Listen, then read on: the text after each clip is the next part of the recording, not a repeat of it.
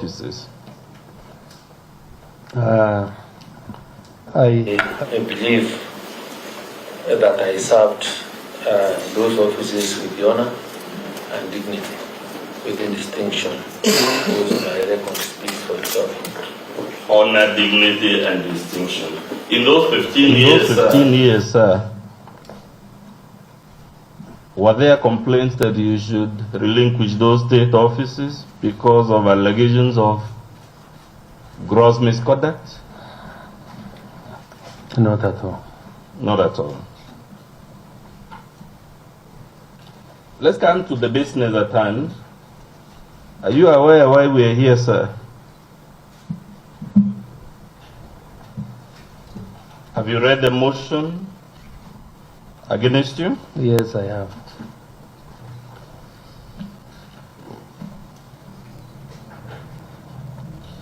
I want us to look at that motion. I don't know whether you have a copy of it.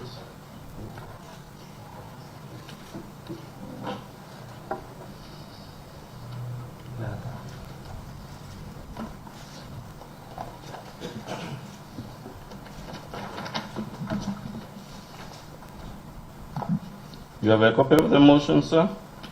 Yes. I want you to go to page 2 of that motion.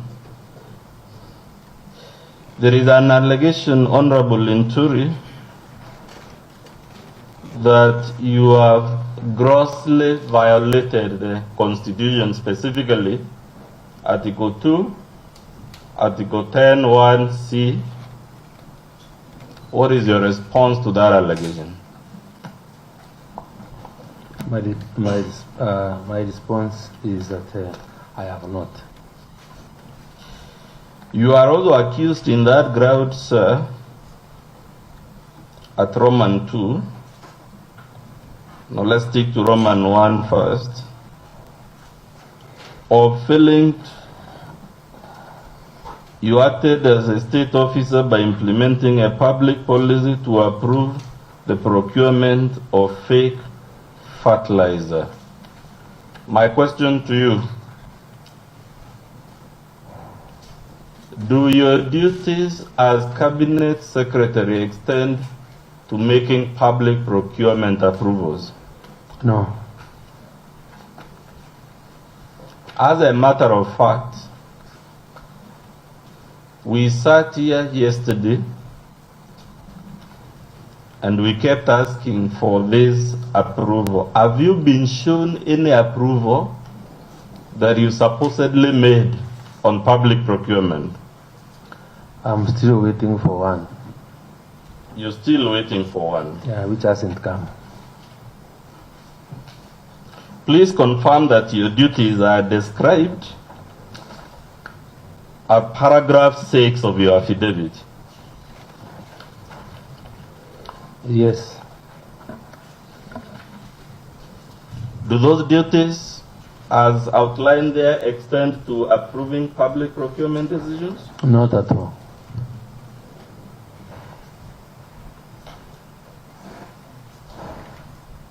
I want to show you, sir, the Public Procurement and Asset Disposal Act.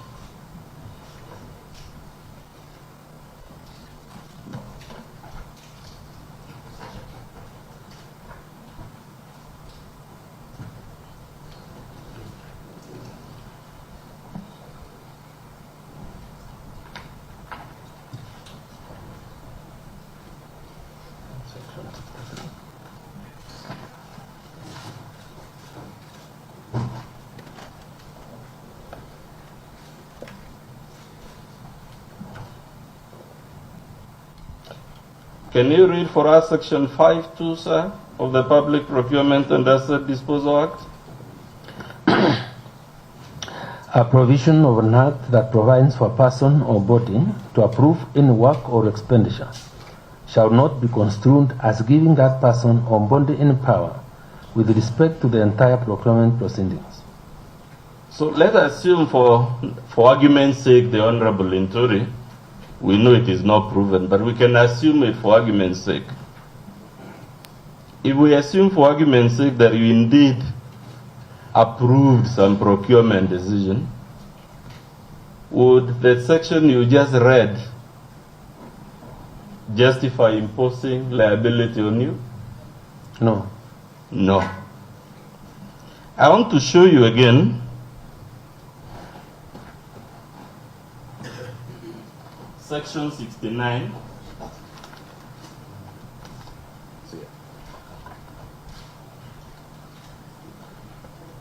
Section 69(1)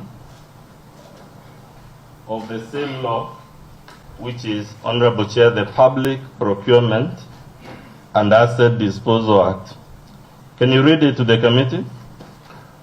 All approvals relating to any procedures in procurement shall be in writing and properly dated, documented, and filed. So we have been told approvals must be in writing,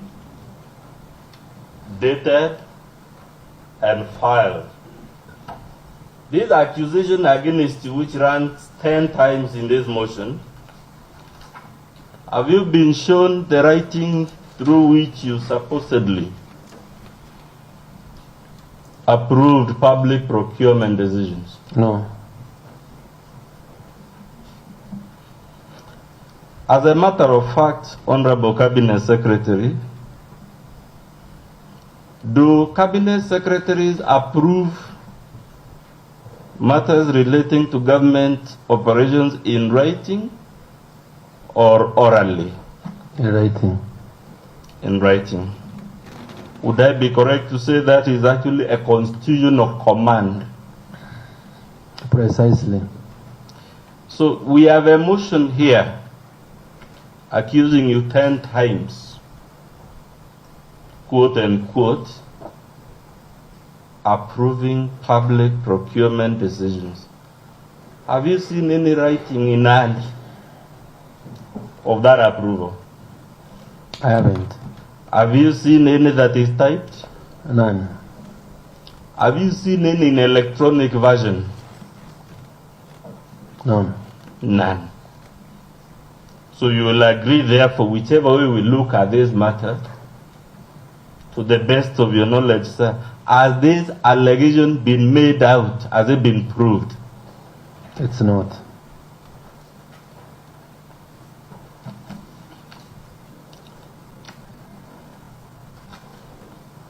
I want to show you again provisions of the Procurement Act.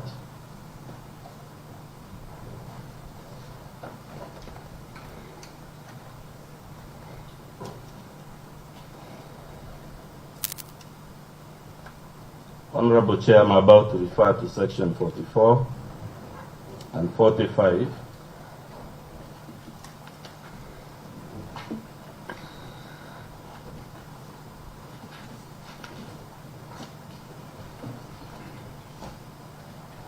Please read to the Honorable Committee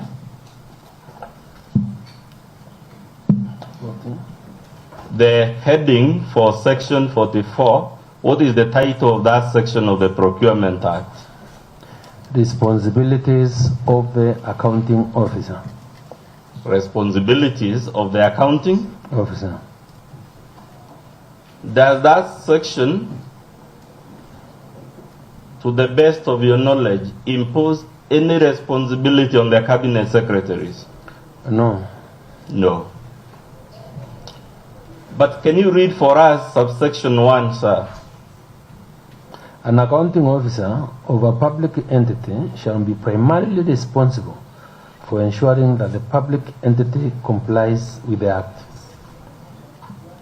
So, who bears, according to the decree by Parliament, responsibility for public procurement decisions? The accounting officers. Are you the accounting officer of the Ministry of Agriculture? I am not. Are you, sir, the accounting officer of the National Cereals and Produce Board? I am not. Let us go to section 45. What is the heading? Corporate decisions and segregation of responsibilities. Two things. corporate decisions. And Does that idea of corporate decisions, is it consistent with a single big guy? Or does it connote a collegial and structured decision making? A structured decision. Structured decision making. When he talks of segregation of responsibilities, does that rule leave any room for someone without an assigned duty in the procurement process to interfere with it? No. But let's go to 5, subsection 5. Or 45.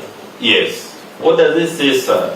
For the avoidance of doubt, all public officers or state officers involved in procurement or asset disposal processes shall bear responsibility for their actions and omissions. So it says state officers, and you are one, sir, if they are involved, the operative word being involved, then they shall bear responsibility, isn't it? Yes. Has any material been placed before this committee to show any involvement on your part? Not at all. But it also says, sir, their involvement is not just generic, but for their specific acts and omissions, to the best of your knowledge. Has this committee been shown any specific act on your part? No. This part 5, Honorable Cabinet Secretary, what is this title just above 44 of the statute you're reading? What is the title of the statute? The heading of that chapter of the statute. What is the... Part 4. Yes, part 5. Internal organization of procuring entities. So, this part as a section 44 you confirm, which you just read, on the roles of accounting officers. Correct or incorrect? Correct. It has a section 45 on corporate decisions and segregation of responsibilities. Yes. It also has a section 46 on the face of it, as part of the segregation of responsibilities, a body called an evaluation committee. Yes. Were you ever part of the evaluation committee that processed these tenders? No. Okay. The next section is 47, about the procurement function. Please read 47.1. A procurement function shall be handled by procurement professionals whose qualifications are recognized in Kenya. So it says all procurement functions must be handled by procurement professionals. Yes. Are you a procurement professional? No. It has a 48 on an inspection and acceptance committee, correct or incorrect? Correct. Were you, sir, part of the inspection and the acceptance committee for the procurement of the fertilizer in question? I was not. It has a section 49 on procuring agencies. And yesterday we were shown some agency agreements.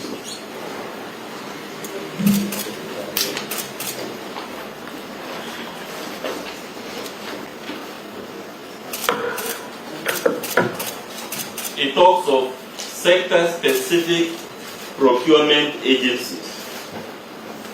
Were you an agent in any procurement of the NCPB?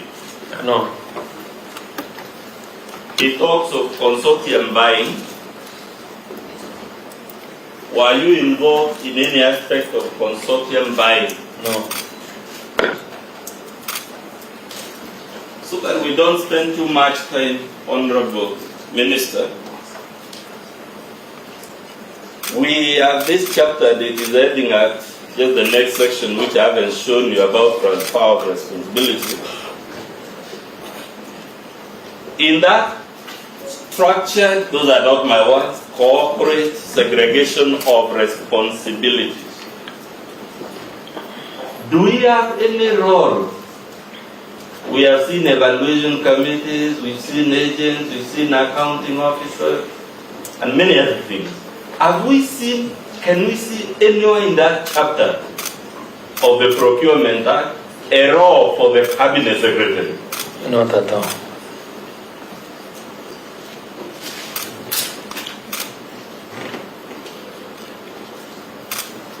Sir, in number B, you are accused of, that is page 3, Honorable Chair,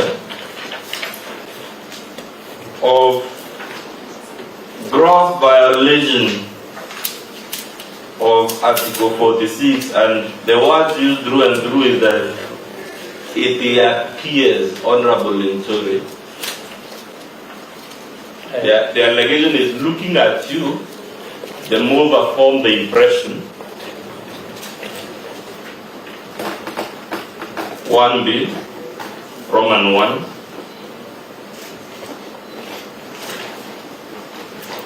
This document doesn't appear to have a B. That would be page 3. There's Roman 2, Roman 3. No, there's Roman 1, 2, and 3. Yes. Okay. I think we are running into that problem, Chair, of pagination and whatnot, but it's okay, it's not a major issue. We'll get there shortly. And Chair, because I said the refraction errors, I plan to dedicate 1 hour to Mr. Mawera so the committee can warn me once we reach 3 hours, then Mawera can do 1 hour.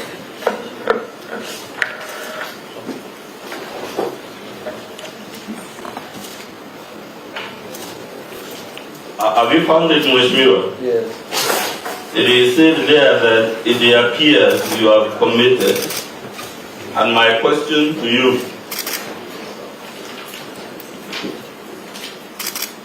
the allegation is that it appears. Can you see that word appears? Yes. To the best of your knowledge, sir, can we just look at people and based on how they appear, we conclude they are grossly violating the Constitution? It's not possible.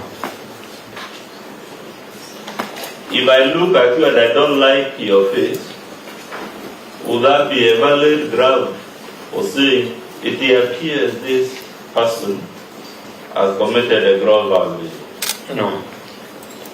To the best of your knowledge, sir, this allegation of appears, repeated 10 times in this motion, as the mover disclosed these things is able to see with his eyes that we all can't see. As it showed how it appears that you have committed a gross violation of the Constitution.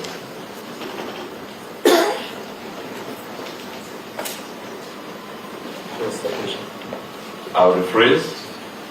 Let's stick to B for now.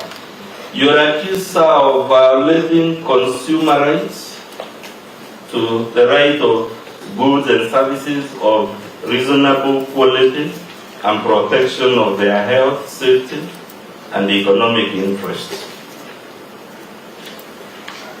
Are you a distributor of any goods that are at the inquiry before this committee? No, I'm not. Are you a manufacturer of any of the goods that are in inquiry? No. But the Honorable Linturi, do your duties as Cabinet Secretary extend to testing goods so that you're sure they're of the right quality? Is that your duty as Cabinet Secretary? No. As a matter of fact, Honorable Linturi, do you even have the qualifications that would enable you to know this is fake fertilizer and this is genuine fertilizer? I don't. Would I be right therefore to say, as Cabinet Secretary, you are wholly dependent on the advice and judgment of independent agencies of state on this matter? Correct.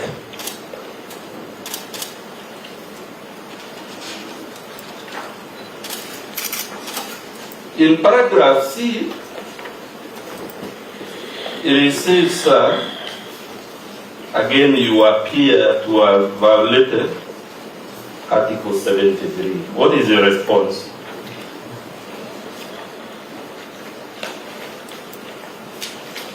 I have not. Has any material to the best of your knowledge been placed before this committee to show how you were supposed to have violated this article? None. Let's go to ground 1B. Alleged violation of Article 201. Sir, what is your response to this? I am not, or I did not violate Article 201. No. As a matter of fact, Honorable Cabinet Secretary, you having no role as per the statute, is it possible for a person who by law has no business being involved to violate that article in a procurement context? No. Let's go to ground 1E. And I would want you to be shown Article 152(5).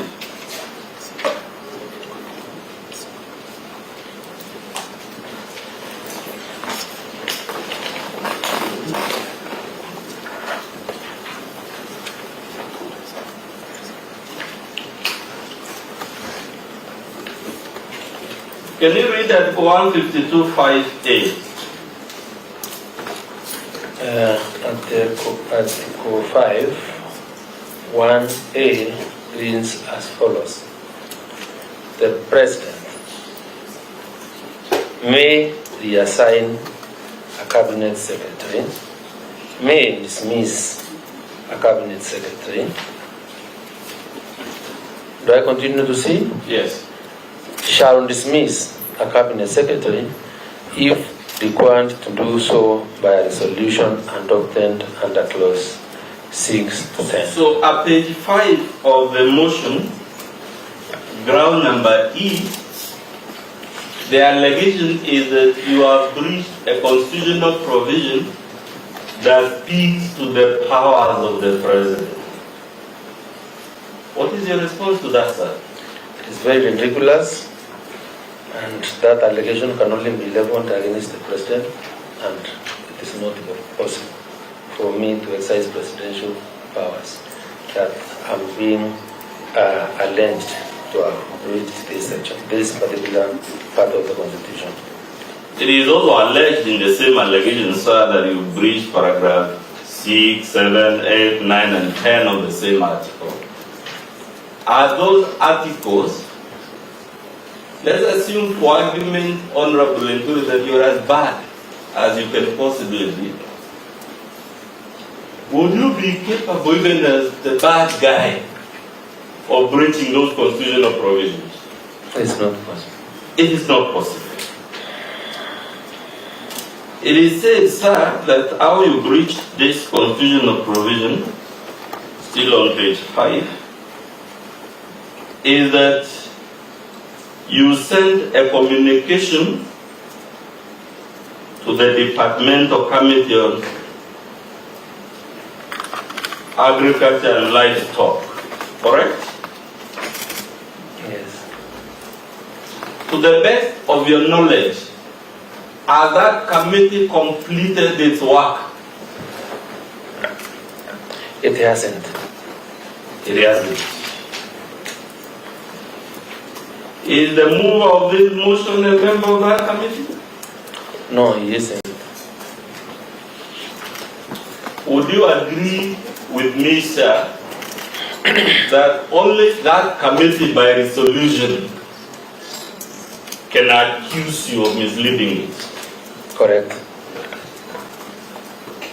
Yeah, I can only be accused through that committee unless the standing orders have changed.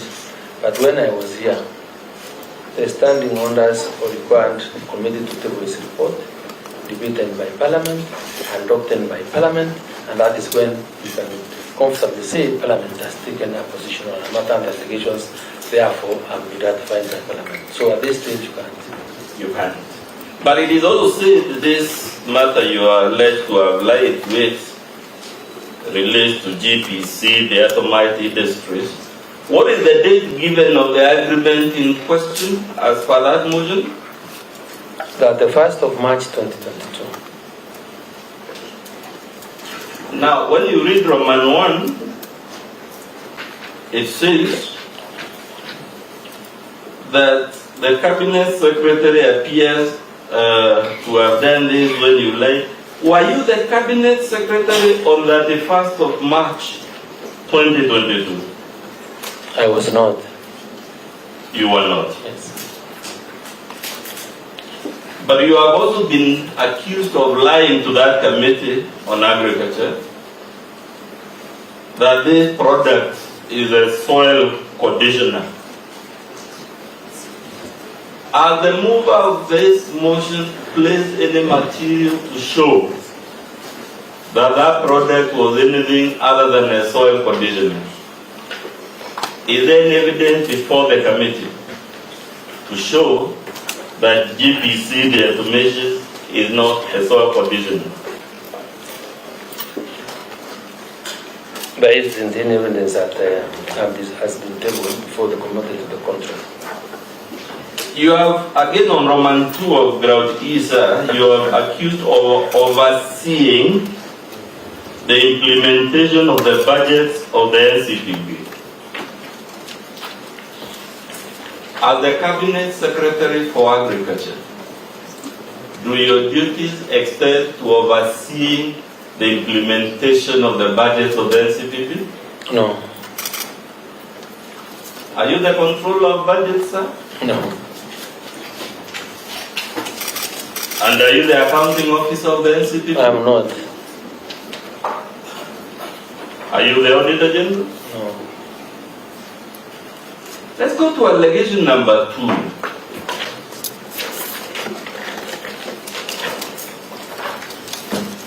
On page 6. The claim there, sir, the first claim was about your looks. That when we look at you, the one we have just exhausted, Honorable Linturi'S, was that you appear to be a crook. The allegation is appears. Here now, the allegation is that there are serious reasons, not just reasons, for believing that you have committed crimes under the penal code. What is your response, sir? I have not. In 2A, they cite a letter by Ahmed Nasir. To the best of your knowledge, has Ahmed Nasir come to testify against you? No. But Honorable Linturi'S, lawyers write letters every day on behalf of their clients. To the best of your knowledge, would a lawyer's letter without more be a good reason to dismiss a cabinet secretary from office? It can't. It can't form basis. As a matter of fact, in this litigious and controversial country of ours, are you aware of any cabinet secretary who has never been the subject of a demand letter by some lawyer? I'm yet to get in. So, would any cabinet secretary survive in office if the threshold for removal was that some lawyer, whether eminent or not, wrote some letter.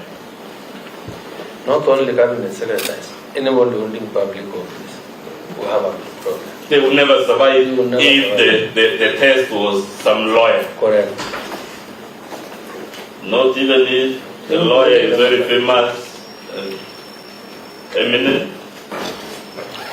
It is not possible. Okay.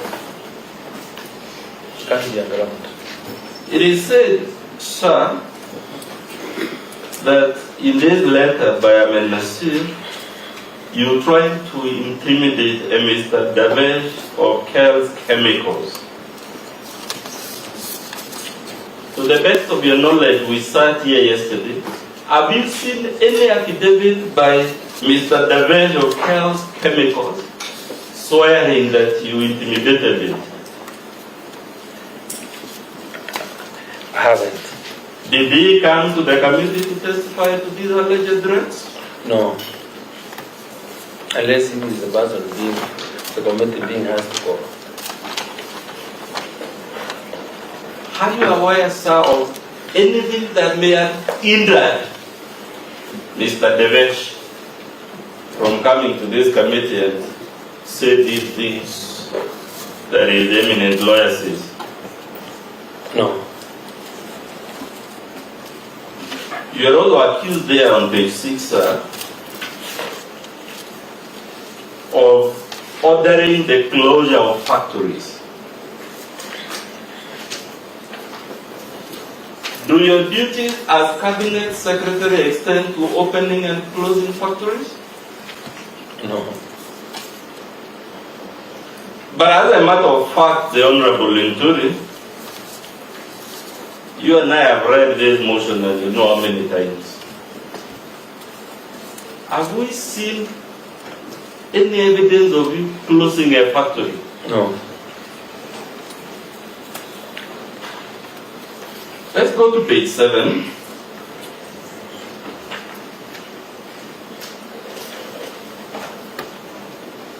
From and 1 at the top. The accusation there is the conduct of one Franklin Mithika Linturi acting, quote unquote, Honorable Chair, acting in his role as the cabinet secretary. Then they cite a decision by the High Court, Honorable Lady Justice Omundi, of 30th November 2021.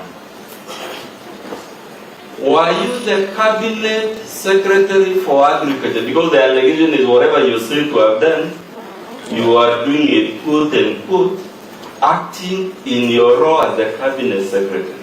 Were you the cabinet secretary for agriculture as of the date of this judgment? No. It is said in that same allegation, sir, that the Honorable Lady Justice Omundi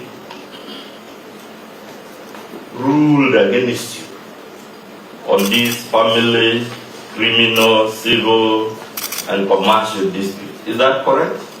That's not correct.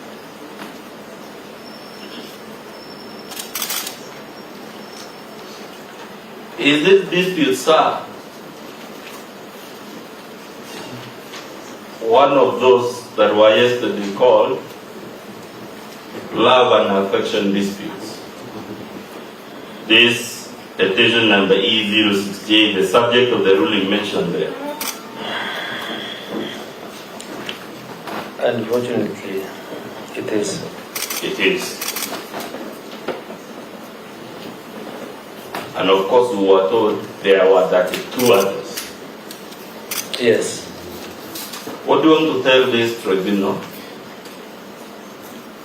about these 32 love and affection disputes?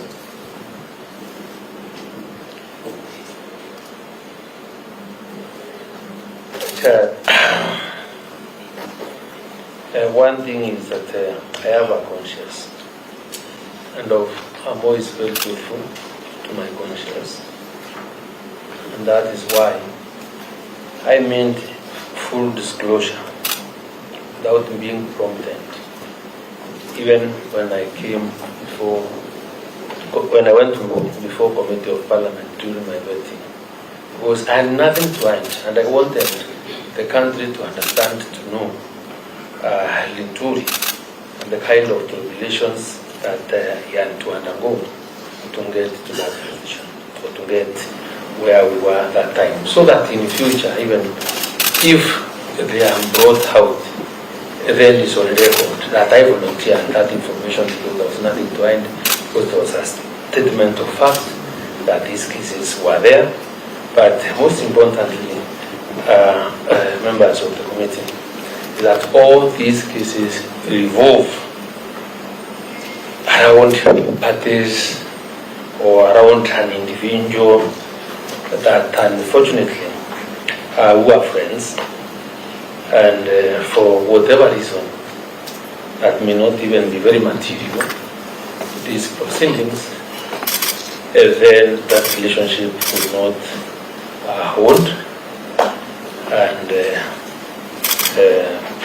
out of our own volition decided to bring so many cases which I had to defend.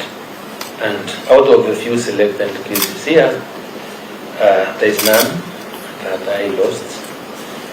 There is even a very interesting case, which is also was mentioned, but whose light we did not even send, which also really appears interesting. And it was case number 74, where I was even being sued to take responsibility of children who are not mine. So all these cases revolve around that kind of disagreement, and I would just the members of the committee want to really allow me to state them as that, because it has been a very painful experience. This one, when I start thinking about it, makes me break. No, a mere man is not allowed to break in public, Honorable Linturi. Just tell the committee, you mentioned tribulations you have undergone because of these personal disputes. Can you please shed more light on those tribulations? Who was the author of those tribulations? How long did they last? And what format did they take? Members of the committee, I think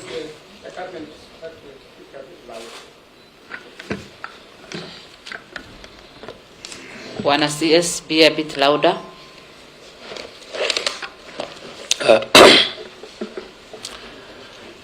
just like you mentioned yesterday,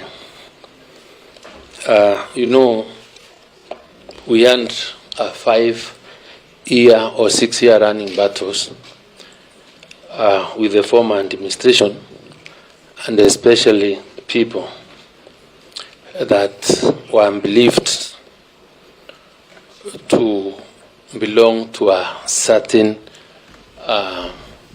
side or to a certain team that was in support of a presidential candidate. Remember, we were tagged as Tanga, and it appeared that I was one of them. And during this time, so many things were done to me, because I was conned, I was talked to, I was intimidated, and all sorts of tricks were used to coerce me not to believe in the candidature or in the person that I was supporting. And because these cases, or that was almost the beginning of these cases, that administration or the Linturi'S then decided to take advantage of that situation and latched on them, and I became a victim of serious persecution, including the interfering with even, business that really did not even concern this.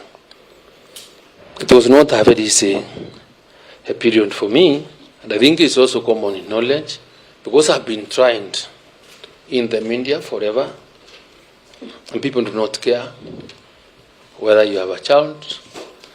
Internet does not forget. I was painted as a person. Even a rape case was a choreographer. And let me finish because it reminds me of those very bad memories. Because at time it took the intervention of Parliament itself. Because I was arrested when we were seriously even debating very serious bills in the Senate, and a decision was to be made, and numbers really counted, and to be arrested so that they did not participate, even vote for what was on the floor, and took the magnanimity of Parliament, of the Senate, to suspend the sittings of Parliament so that I wouldn't be produced before the Senate because of what was happening. Chair, members of this committee, that is just one of them. I mentioned it yesterday. And this has never happened in the history. In history, anywhere, I'm here to find where you find divorce matters being conducted in public. There is a reason why they are never done, but all these media stations here threaten the country to a comedy about a marriage and divorce for a marriage that never existed. The judgments are here. It was all comedy, it was all persecution. Members of the committees, I was kicked out because of the support of that administration from my own house. My own house. For 6 years. A house I'd spent money to build, and I could not. People were given protection to occupy my house forcefully because is nothing we could do. But the only mistake we had done was to support a candidate for president who did not find favor with that administration. So, members of the committee, when I look at this thing and the story, even after appearing before this committee and explaining myself, volunteering information, and you remember yesterday, the mover of the motion who is here, and the audacity to tell me, ukiachwa, achika.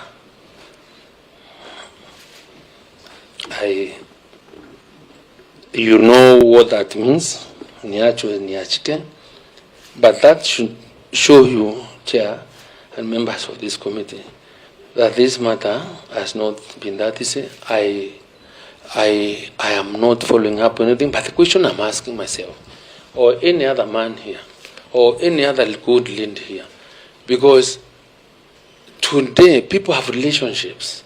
They may not work. To what extent can you completely push them? If the courts have determined these matters that are being canvassed here, or in support of this motion, the rulings and judgments are in my favor.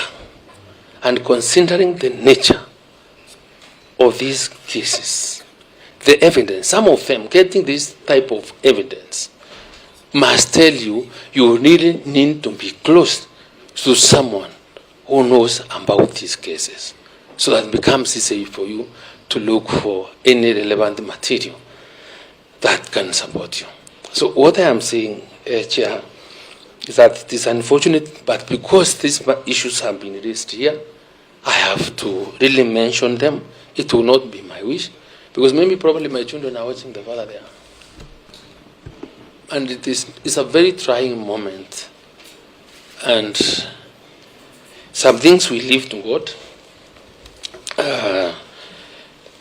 because there's nothing much we can do. But when we are faced with such situations, and because we must also clear ourselves, we must speak on these matters. So that is what, and I really respectfully support women. I am one because I have daughters. My mother herself, I think my mother is a woman who prays for me every time. I may not be a person who goes to church every time, but I think the strength that I have to face such situations are prayers from my mother. I have, were it not for my mother, I would not be here where I am. I have no reason to disrespect women. And probably those women that have interacted with me properly without really taking advantage of me, know the kind of a person who I am. Because I have never disrespected women. I really love women because I know this country can't be what it is without women. I am a believer in the empowerment of women at a personal level. Now, Honorable Linturi, just so that we make progress, because it's easy to get stuck on this matter, tell the committee how it felt to be accused on TV headlines, newspaper headlines, falsely as a rapist. Just a brief answer. How did they feel as a father, as an honorable member of parliament, to be subjected to TV, camera screens, newspaper headlines that you are a rapist? Chair, there cannot be any other embarrassing situation like finding yourself Honorable on CS. TV. Honorable CS, Senior Counsel, have a point of order? Or? Well, my lady, you have to guide us. The committee has to guide us to what extent we can be involved in matters of relationship of the cabinet secretary with a specific woman or with women. Your Honor, it is my case. I told you yesterday, I have really refrained from engaging my senior on these interjections. It is my case. If the way I do it doesn't persuade the tribunal, if I'm delving on irrelevancies, it is my risk. He's a learned counsel, very eminent learned counsel. He knows, and he knows what he's doing is not right. Let me be protected to prosecute my case. If I fail, I have previously failed in many other cases. This will just be another.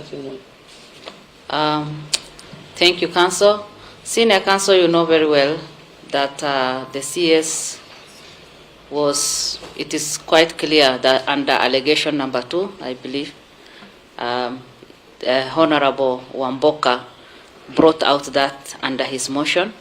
And so when they are covering that, it is, I think, in response to that. Again, you will get your time to re-examine, the cross-examine. So just wait for your time to come so that you can prosecute the matter further. But for the time being, let us progress so that we don't interfere. Thank you. And Honorable Linturi, let's keep the answers brief because, like I said yesterday, Chair, I appreciate the difficulties of navigating this area. Honorable Linturi, how did it feel to be accused for 5 years non-stop of being a fraudster and a man who forges documents, obtains credit using stolen title deeds, and all the other things listed in Ground 2? The Chairman, it's not the space that you really would want to find yourself in, but it really takes you when you are accused of such. So the the lowest levels in society. Chairman, and I say this because, just like I mentioned, we have children. We teach our children. We discuss sexuality. This is an era where there are diseases all over. And anybody that would imagine that they will do such things is someone that would have wished you death. You've mentioned diseases, Honorable Linturi. Please tell the committee how it felt to be portrayed for 5 years in a state-sponsored campaign in the media as a man who passes around venereal diseases. Because those were some of the issues in these cases.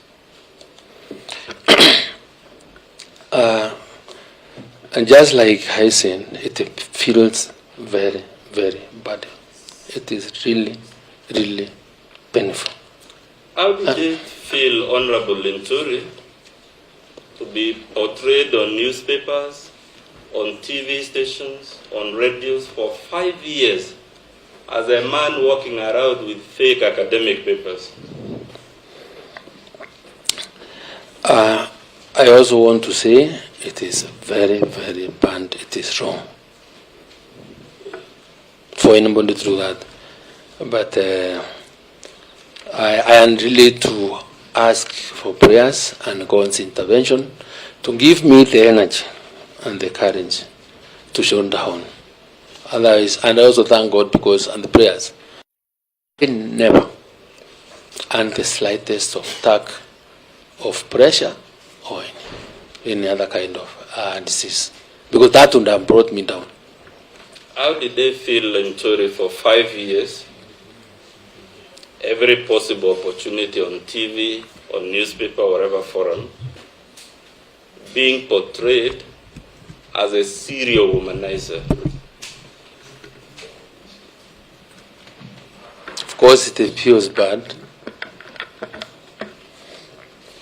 Just for the record, Honorable Linturi, because we don't want to be seen to be trying to extract undeserved sympathy, between you and the mover of this motion, who has introduced these love and affection cases to this committee?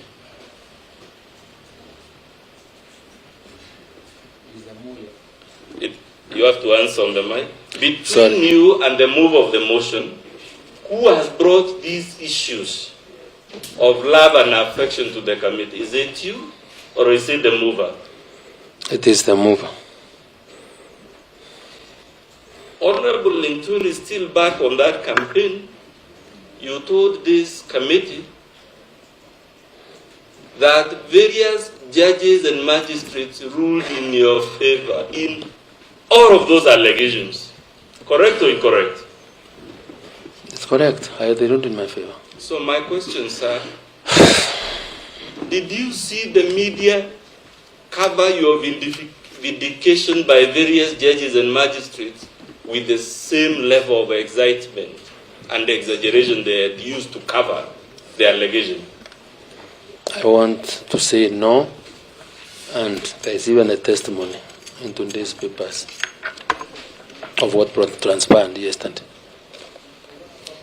Honorable Linturi, while this motion was going on, the motion we are in, have you been subjected to any negative media publicity?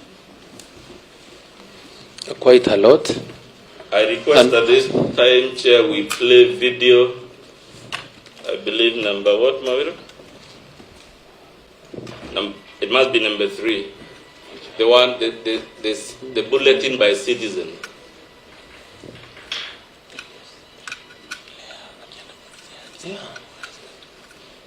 Waziri wa Kilimo Mithika Linturi kwa sasa anahojiwa katika makao makuu ya DCI kuhusiana na sakata ya mbolea ghushi. Linturi kwa sasa anaandikisha taarifa huku bunge likijadili hoja ya kumbadua kutoka mamlakani. Mwandishi wetu Sefa Lale yuko katika sehemu hiyo na sasa tunaungana naye moja kwa moja. Sefa, tueleze hali ikoje katika makao makuu ya DCI? Je, Waziri Linturi ameshatoka ndani? Na kulingana na undani wa idara hii ya upelelezi DCI ni kwamba Linturi tayari anahojiwa kuhusiana na sakata ya ufisadi wa mbolea ghushi, na kwamba aliweza kufika hapa takriban saa moja iliyopita, na kwamba ni shughuli tu ya kutaka kujua kiini cha kilichotendeka kulikana na kisa hicho, na kwamba bado haijabainika iwapo atazuiliwa, lakini kwa hivi sasa tu tunaarifiwa kwamba aliweza kufika hapa na anatakiwa tu aandikishe taarifa maalum kuhusu yale yaliyotokea kuhusu madai ya kuhusika kwa sakata ya mbolea ghushi. Kwa kwamba hii inajiri takriban chini ya saa 24 tangu bunge kuteua rasmi kamati maalum ambayo itachunguza kuhusiana ama madai inayomhusisha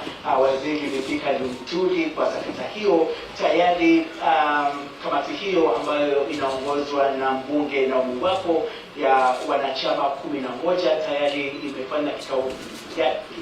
Kamati hiyo imefanya kikao chake cha kwanza, na tunaarifiwa kwamba ni kikao ambacho kitazungumzia labda ama kitaweka baina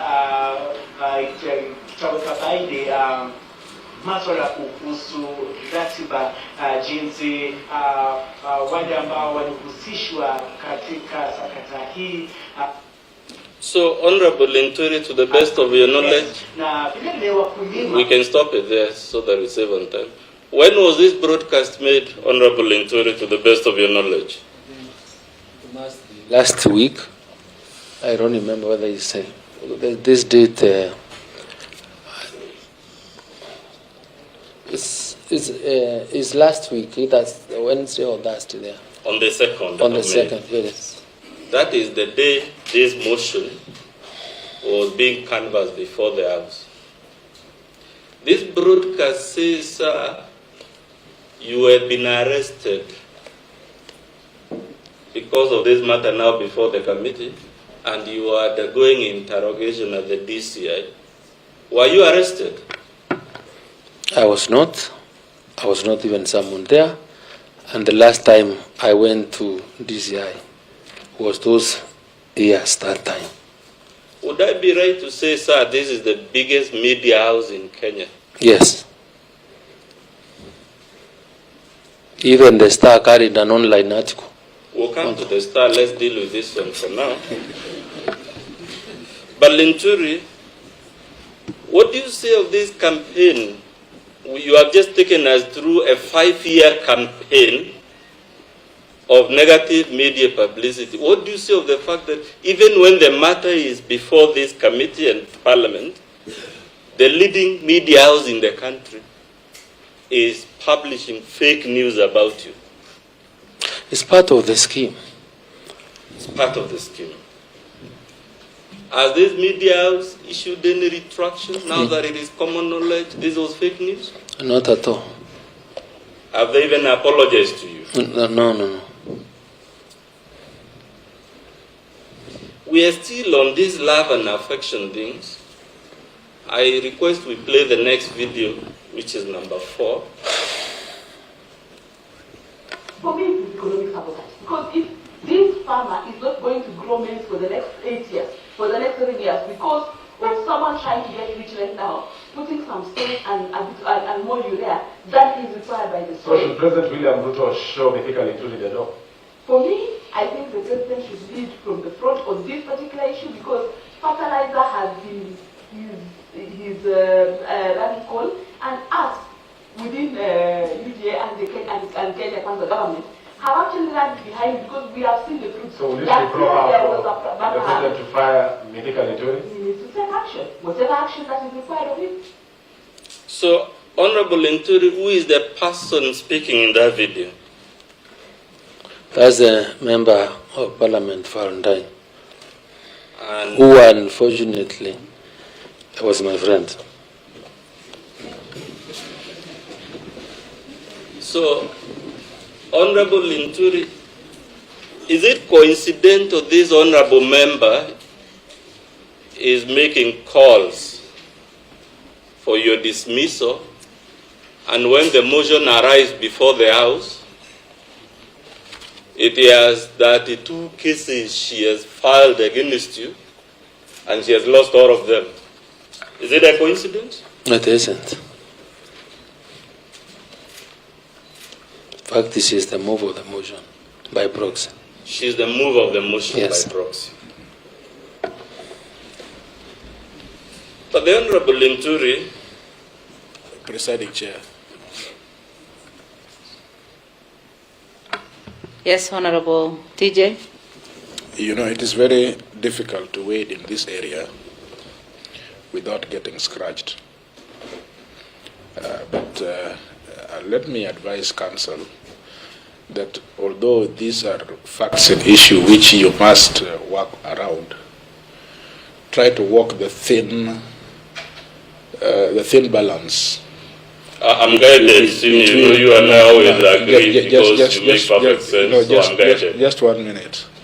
Between casting up as persons on a member of parliament without a substantive motion and in proceedings such as this, but still retaining your right to talk around these issues. Because if you say two things, one, that it is a coincidence, would it be a coincidence that these things happen around the same time when a member of parliament had said certain things, yet it is the sponsor of the motion who has collected judgments. Judgments are public documents which the sponsor can collect without necessarily... Not the personal matters, Chair. The divorce causes and disputes are not public documents. Council, allow Honorable TJ to conclude, then you can come in. So it is important in principle to protect a member of parliament like I. Yet, of course, there are issues that you must cover. So try to walk that very difficult balance so that we protect everybody here. I'm guided, Chair, like I say. The Honorable Member and I are lawyers and he's my senior, and as you have seen, we agree on many things, and I entirely agree with him even on this. I only request that, yesterday we invited the mover to consider dropping these allegations so that we don't have to be in this unfortunate territory. So I'm not walking a very tight road. I must deal with the allegations in the motion. And here there are natural limits, of course, on how much as passion we can cast on the Honorable Member for Aldai. But I'm guided, so let's proceed. The Honorable Linturi. Council, Honorable Omanyo, you can say something? Just watched my colleague on the screen, and the advocate has been almost convincing me that putting people on the media like that, and now he's doing the same to the other person. And the CS has said he respects women, he loves them. So why display her like that again on the screen? I'm confused. Honorable Chair, you can respond. The answer is simple. I have a client faced with the ground 2 of the motion that entirely revolves around matters of personal love and affection, which unfortunately, my client, if this motion is upheld by your committee, will not be eligible ever again in his life to hold a public office. And I have an accuser who bases their accusation on personal matters. When they are mentioned, as they must be, unless the allegation is dropped, that's what I said yesterday. We can't eat our cake and have it. For me, I am happy. If the mover is happy to withdraw this allegation, I'll be happy to have everything about this personal matters expunged. But he can't have it both ways. And I have a client to defend. I must do my job. I agree, of course, to the guidance by my senior Honorable Kajuan that there are limits. And I'm an honorable advocate, Chair. I will abide by what are the natural limits that I cannot cross in dealing with this part of the problem.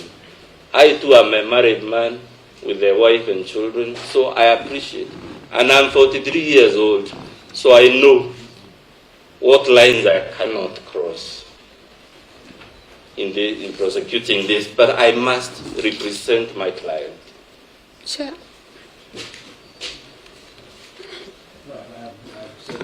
Dr. Nyamai.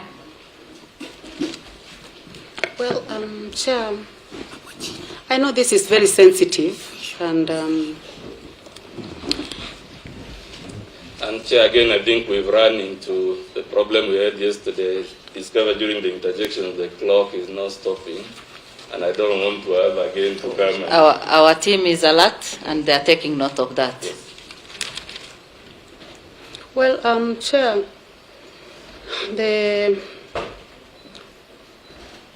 these matters that are being raised here, unfortunately, they are there on accusation number 2 or ground 2 in the motion. And I must say that for all of us, it's very difficult to listen and watch this. I do not know whether we can request the good lawyer not to over-explain, because the over-explanation is also affecting your client. We have been seated here watching, and maybe you can explain less. All those 32 issues, which you must find a way of navigating, for the purpose of your client, I think it will be useful that you just do not over-explain. That would be my proposal, Chair. Again, I'm guided, Chair. I have absolutely no problem with that guidance. Thank you. Vice Chair, you wanted to say? Okay. Any other member? No. Council, it is quite clear that the process you are taking us through, and especially on this particular matter, is very sensitive and moving people emotionally, including your client, as Honorable Member has said.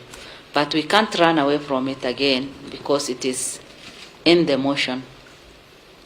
But what we are saying is, please take care of people's emotion, while at the same time you will be able to bring out issues that matter and are relevant. Thank you. I will ask only 2 more questions on this matter. Honorable Linturi, all these so-called personal love and affection issues in ground 2, did they happen before or during your tenure as Cabinet Secretary for Agriculture? They happened before. To the best of your knowledge, sir, does Article 152 on removal of Cabinet Secretaries under a motion such as the one before us apply to events that took place before appointment? No.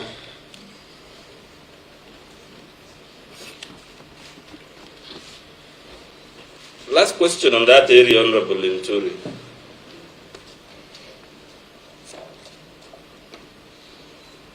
How many people in your estimation would survive removal from office if personal love and affection and broken relationships were the standard for removal from office? None at all. None. Including none. None would survive. Let's go to allegation number 3.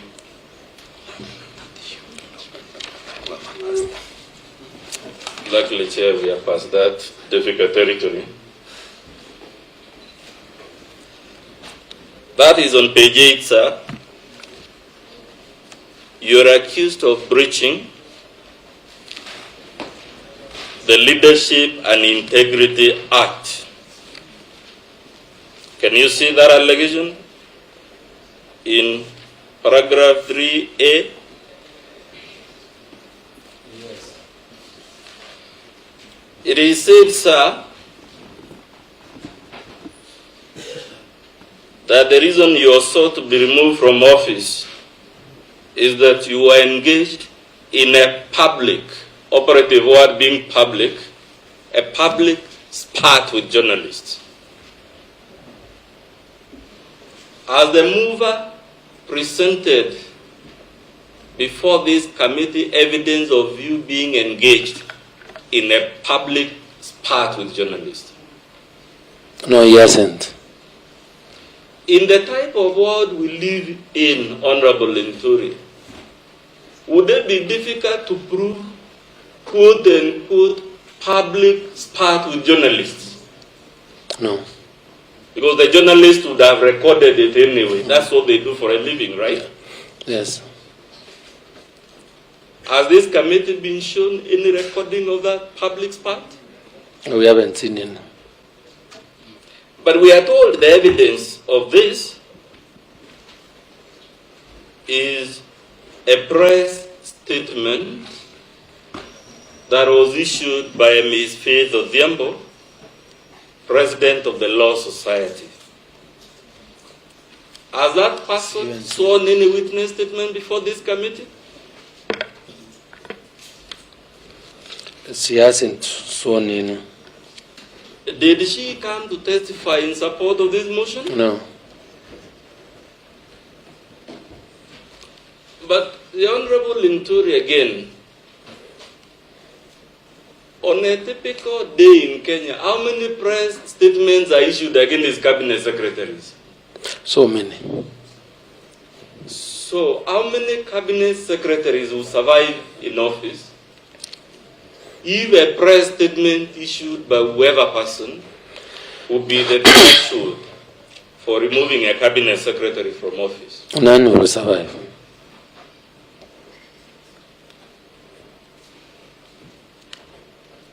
Again, the same press statement mentioned the issue of fertilizers in Ground 3B, rather invoking licenses. Has any evidence been placed before? No. None.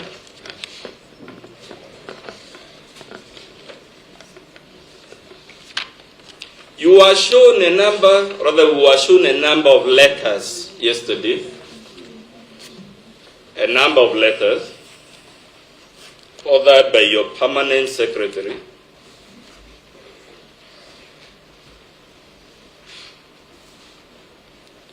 I request it be shown the letters, Honorable Chair. But I can put the question since he has had the chance. The Honorable Linturi, does any of those letters by the permanent secretary indicate how you may conceivably have committed a gross violation of the Constitution? No.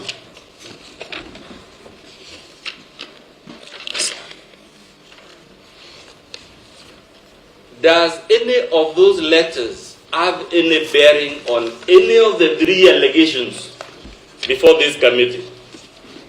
No. No. In fact, some of them try to exonerate us or exonerate me from blame. In fact, some of them exonerate you. Yeah. So, Honorable Linturi, based on the text of those letters, the good thing with letters is they speak for themselves. Correct. Has any basis been laid for this committee to summon your permanent secretary on the inquiry before it, based on the text of those letters? No, not at all. Yesterday again, we were told many things, sir, about the Fertilizer Act. And I've just taken you to allegation number 1, allegation number 2, and allegation number 3. Is there any allegation in this motion accusing you of the breach of the Fertilizer and the Animal Foodstuffs Act or any other law? None at all. None at all. But as a matter of fact, the Honorable Linturi, are you guilty of failing to implement any provisions of that act? No. Would you tell this select committee why that act has not been fully implemented? I want to say, first of all, by way of background, it's quite an old act. I think it dates back in 1965, which was amended again in the year 2015. And when it was amended, introduced the aspect of board. And for purposes of implementation, this has been work in progress. It's been work in progress because as a ministry, we tasked the Director Crops and Director Veterinary Services to, in the meantime, be dealing with the issue. A task force was formed, even in my absence. I was not the minister, but that is the record that we have. So, because there's a number of technical challenges that requires to be addressed. So, the Act does not say by when, but processes have started. A task force was formed. It's coming up with a report. So, I don't think it's really fair to bring that issue up for me even to comment about it when it's not part of the allegations or one of the allegations I'm facing before this committee. In fact, it's irrelevant to the proceedings. Yesterday, Honorable Linturi, whenever we asked the mover, he kept talking about perception and your character. Whenever we cornered him, there is no specific allegation. I don't know whether you're following my question, Mr. Witness. The mover of this motion told the committee many times about your perception, your character, your reputation, therefore you should be removed from office. What do you have to say to that? I have also tried to look at the grounds for removal of office, and the perception is not really one of the grounds that can form basis of removal of anyone from the office. Let's assume for a moment, Honorable Linturi, for argument's sake, that one can be removed from office because they have such a terrible reputation. We're just asking for argument's sake.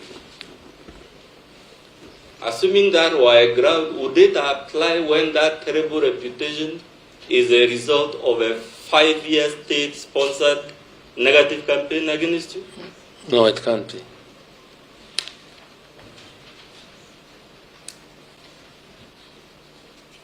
Honorable Linturi, you are a lawyer, or is it my assumption? I am. Under our legal system, to the best of your knowledge, are we allowed to judge people based on their reputation and character and how they are perceived? No.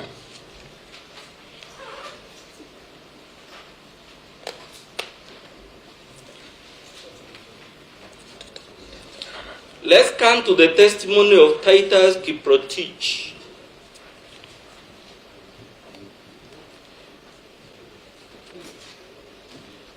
Did he say he had read or had not read the motion before the committee? Please answer on the mic. He said he had not read the motion. As a matter of fact, did he say he did not even know that the witness statement he wrote was to be used in these proceedings? He did, yes, he did. So, Honorable Linturi, a witness is brought against you, and his testimony is that he has not even read the allegations against you. What do you say to that? And without really trying to judge, probably the witness did not, the witness himself admittedly didn't know even the contents of the motion. Didn't know. Honorable CS, there is a member of parliament who wants to say something, a member of this committee. Honorable Nyumanyo. I think we should be honest. The witness said he did not come to impeach anyone, but he only had evidence of fake fertilizer.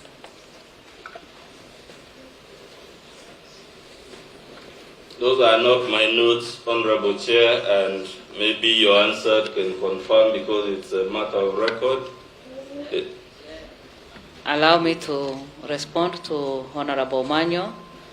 Honorable Manyo, as I said yesterday, the information you have said, we are all aware. We are all witnesses. We heard what that individual witness said.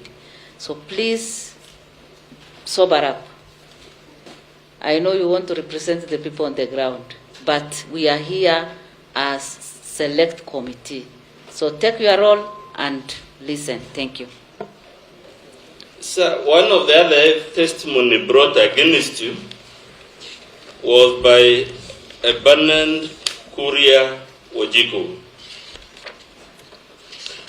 Did he say he had read or had not read the motion against you? He had not read. He had not read. This gentleman testified about a fertilizer called Mavuno. To the best of your knowledge, is that particular brand of fertilizer one of those that are at the inquiry by this committee? No. It is not one of them. Yes. So again, Linturi, you have a witness who came. He says he never read even the motion against you. And the fertilizer he is testifying about is not even one of those at the inquiry. What do you have to say to that? He never knew what he was coming here to do or what was the contents of discussion by this committee. There was David Maina.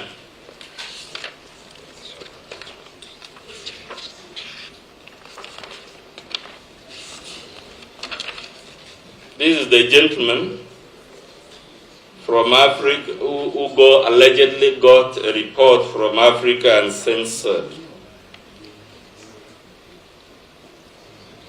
Did he say he had read or he had not read the motion against you? He had not read. So again, you are confronted by a witness who has not even read the allegations against you. But this gentleman was purporting to speak to some reports. Did he say he was the author or was not the author of those reports? He said he was not the author. This gentleman was called here supposedly as an expert on fertilizers. Was he able to present before this committee, to the best of your knowledge, any evidence that he is an expert on the chemical composition of fertilizer? He did not produce any. Okay, let's come to Sami Kiptum Brigen. I hope I'm not honorable to massacring the name. Sami Kiptum Birgen. I not read the motion against you. He had not read.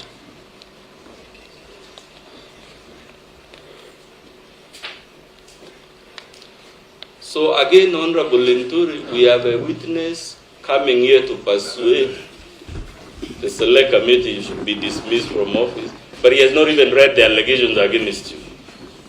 What do you have to say to that? We can't take him to be serious. We can't take him to be serious. Did this witness have any certificate of electronic evidence? To the best of your knowledge that will be be valid? None. None. Heavy weather yesterday was made about the poor and the vulnerable. Honorable Linturi, without trivializing the very unfortunate things that happened to some of our farmers, is the administration of justice supposed to be done based on economic or social status, or should the process be blind to status? They shouldn't be blind to status.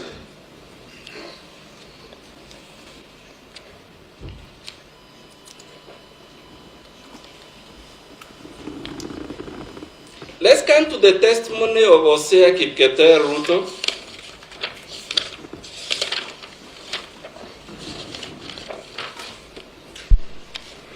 Did Kipketer Ruto testify that he had read or had not read the motion against you? He had not read. What do you have to say to that? That the witness called to prove the allegations against you is not even aware of what the allegations are. Probably he may have even been duped by the mover to come here when he really didn't know exactly what he was coming to do. So we can't take his evidence seriously. We can't take his evidence seriously. So, Honorable Linturi, we have the mover of the motion. He was unable to point a specific act or omission on your part. And every witness is called and not even read the allegations against you. What do you say to that? Of the committee, that's a clear demonstration of how trivial is really meant this matter by calling people who never knew exactly what they were coming to answer to. And this can be demonstrated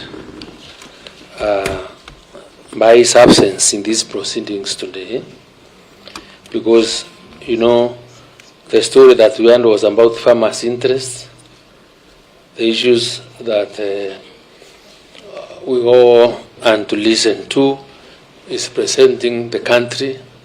So how his absence here in these proceedings also me form the opinion probably he was also not serious about this matter and must have been on a fishing expedition. Honorable Linturi, you have attached a number of documents to your affidavit, and I want us to quickly run through them. Let's go to document under flyer number 2.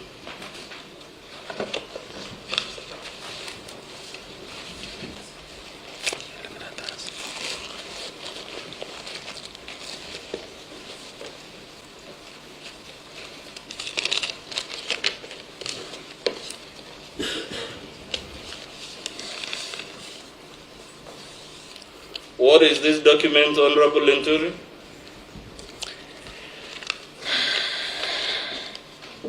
This is a charge sheet. It's a charge sheet. Yes. Who is the accused person there? Is Christine Nyambura Muturi. Do you know that person? I know this person to be one of the wives of Mheshimiwa Wamboka, who was married on the 15th of May 2023 in the United States, in Arizona. And they have 2 children that are surviving. And what is she accused of? Cheating. According to this charge sheet? Is cheating contrary to Section 315 of the Penal Code. So, the Honorable Linturi, what do you have to say about this grad studying accuser of yours and the fact that in his own nuclear family there are accusations of this type? Chair. Honorable TJ. Counsel, what are you leading to in your line of questioning? That specific area. What are you leading? Honorable Chair, the move of this motion has taken the posture of a gentleman who cares about our society, the public interest, the vulnerable. He is public-spirited. He is a bona fide man acting in good faith. Clearly, it must say something if he can't do charity at home. I'm trying to build basically the case which I'm allowed under the law to discredit the character of my client's accuser. But more importantly, I get you, Chair. Just leave it there. I haven't finished, so there is another reason. No, just a minute. Yes. You know, when we subject issues in public glare, the more we speak about them, the more we accentuate the defamation therein. In fact,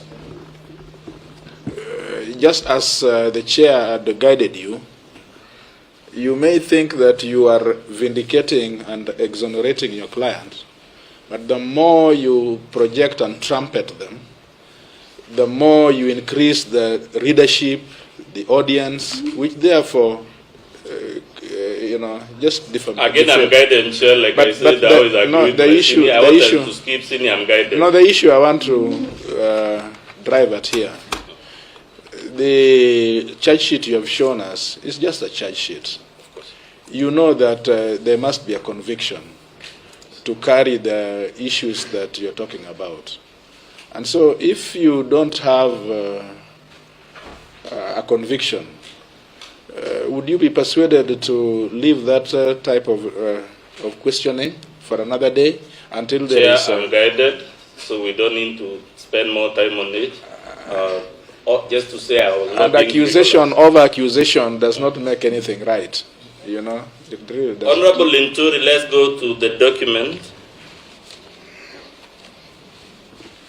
at page 49 of your bundle. 49, yes. Yes. What is that document, sir? Of National Cereals and Produce Board. That's the organizational structure. Of what? NCPB. Is that the agency that was procuring the fertilizers in question? Yes. From that organizational structure, has the Cabinet Secretary been assigned any powers with regard to public procurement at NCPB? No.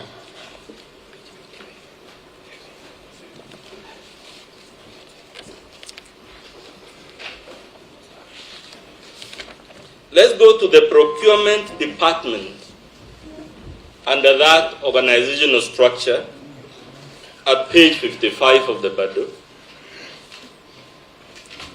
who is indicated as the topmost person on matters to do with procurement at the National Cereals and Produce Board. It's the manager procurement.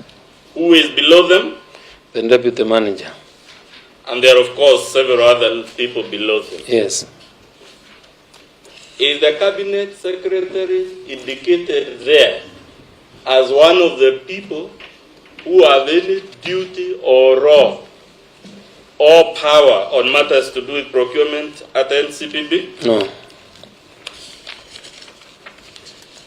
Let's go to page 63, sir.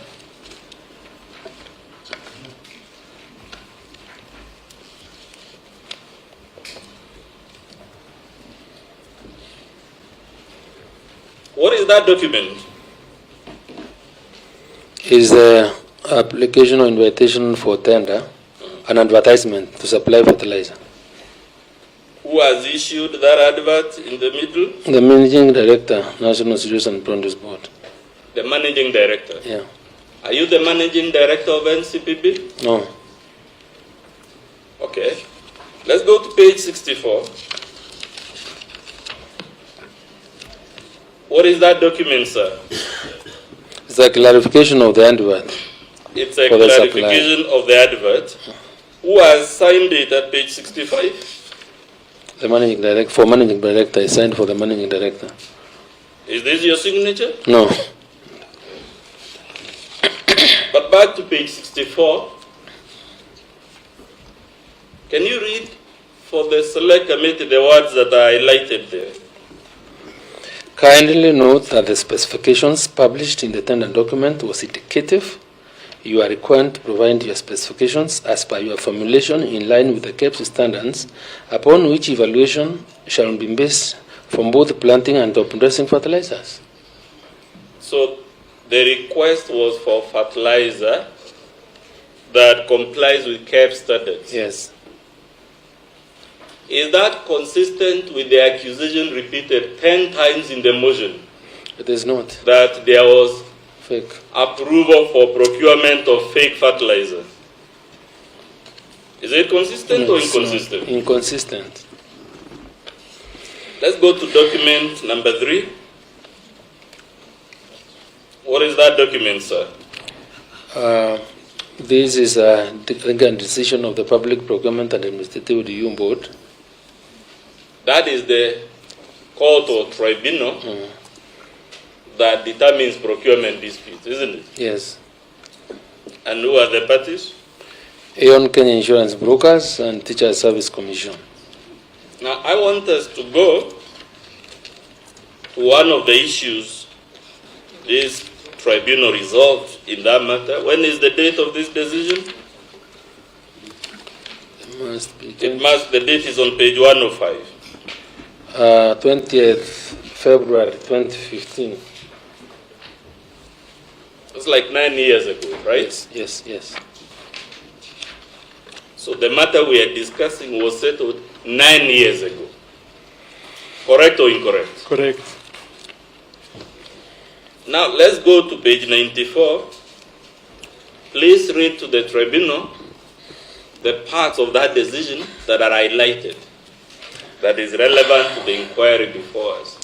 The board therefore accepts the applicant's submission that the commissioners or any other officer or employee of the Teachers Service Commission were strangers to the procurement proceedings, and their decision to terminate their award of the tender made in favor of the applicant was therefore unlawful. Under the provisions of Section 26 of Section 4 of the Act, every procuring entity is required by law to establish a procuring unit, a tender evaluation / processing team, the tender committee, and such other bodies as are required by the regulations for the purposes of making decisions on behalf of the public entity as are specified in the Act and the regulations. Once such bodies have been established, it is only the said bodies which are empowered to undertake any tender process to the exclusion of everybody else. Does this decision confirm the part 5 we read on segregation of responsibilities and structured corporate decision-making systems? It does.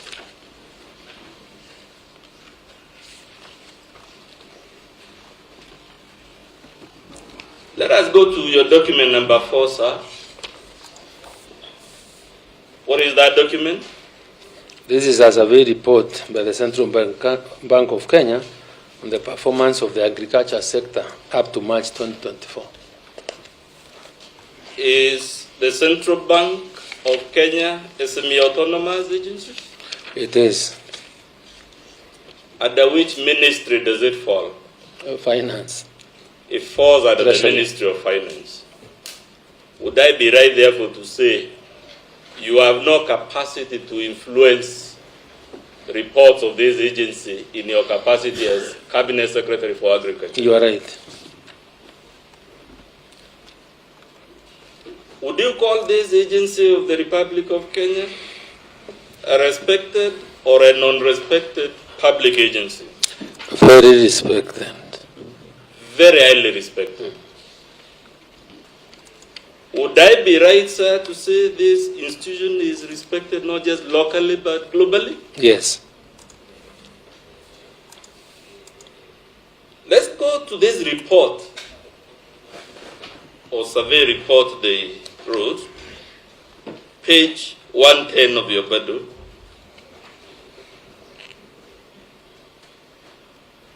Can you read on the second column of page 110 the words that are highlighted? In this regard, a large share of respondents cited the continued positive impact of pump price reduction by EPRA and the government subsidized fertilizer initiative. The proportion of respondents who reported to have accessed the subsidized fertilizer increased significantly in March 2024 relative to the January 2024 survey. Most farmers rely on rain-fed agriculture, and the uptake in fertilizer intake in March 24 was a strategy to capitalize on the March-May 24 long rain season. You know, Honorable Linturi, heavy weather has been made about poor, vulnerable farmers, and we are not trying to rubbish or in any way diminish the misfortune some farmers suffered. But isn't there also in this CBK report a positive story from the farmers? Yeah. Should this committee only consider the very unfortunate story which we acknowledge? Or should it also consider these positive stories recognized by none other than the Central Bank of the Republic of Kenya? They shouldn't consider other stories, both. Good. Let's go to page 111. Again, what does the Central Bank say? Their study revealed. It's highlighted there. Most respondents attributed their optimism to the recent appreciation of the Kenya shilling, which they expect will be sustained. Expectations that the subsidized fertilizer initiative would continue and that the March-May 2024 long rain season would be favorable. At page 106, what is the date of this report by CBK? March 2024. And on the motion before the assembly, or rather before the committee, what is the date of the motion? Let us check the actual date.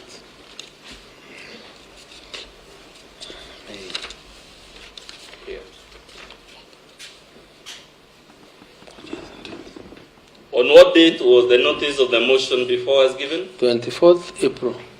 24th April. Yes. So, it will follow, therefore, that this CBK report is much older than the motion before us. Correct.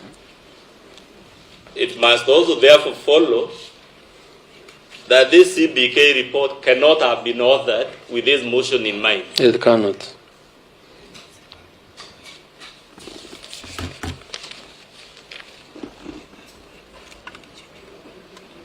Let's go to page 115.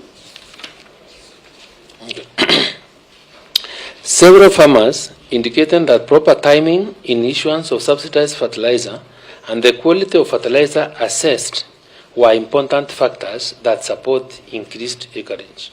So again, without trivializing the misfortune some farmers suffered, is this a positive or negative story? What you just read? Yes. Is it positive or negative? It is positive. Good. Let's go to page 117. Again, can you read the highlighted part, sir? Access to government subsidized fertilizer. The proportion of respondents who reported to have accessed government subsidized fertilizer increased substantially to 67% in March 2024 from 53% in January 2024 survey.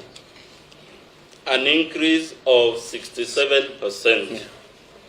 Would that depict you as a successful cabinet secretary or the rogue Cabinet Secretary, the move of the motion would want the world to believe? From my judgment, he is a successful Cabinet Secretary. Actually, a very successful Cabinet Secretary. I was being modest.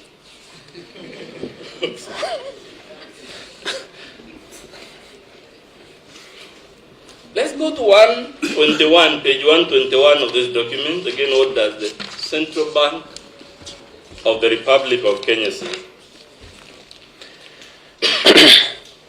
Approximately 70% of sampled farmers reported to have benefited from the subsidized fertilizer, a key input in crop production. So again, does that depict you, sir, as the clown the media has painted for 5 years?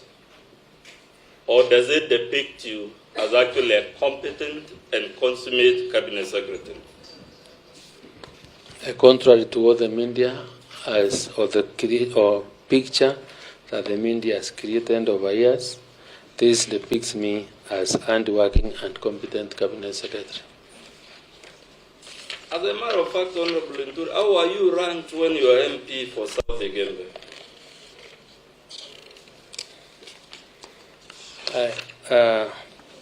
I was ranked quite highly, and I think the audit reports can really demonstrate that. And at no single time did I attract any audit query. At no single time did I not absorb my budget within the year. Let's go to page 131. What is this document and why have you placed it before the committee? This is just to prove or to demonstrate to the committee that I've been a victim of an organized campaign by the media and other financiers to malign my name, and this is the story I made reference to that was carried by the Star newspaper, purporting that I'd been arrested together with my deputy, with my permanent secretary. When did this happen, Honorable Linturi? This story, the exact date, this is last week. It's the same last week, Thursday or Friday, thereabout. It says in the caption there, DPP orders arrest of agriculture CS Mithika Linturi, PS Porono of alleged fake fertilizer saga. Yes. To the best of your knowledge, has the DPP ever ordered your arrest or that of your peers? No.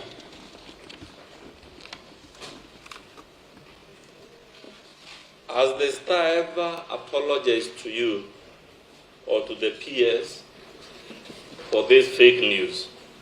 They have never, and at no time that we ever written a positive story about me. Again, is the Star one of the big newspapers in this republic? Yes, it is.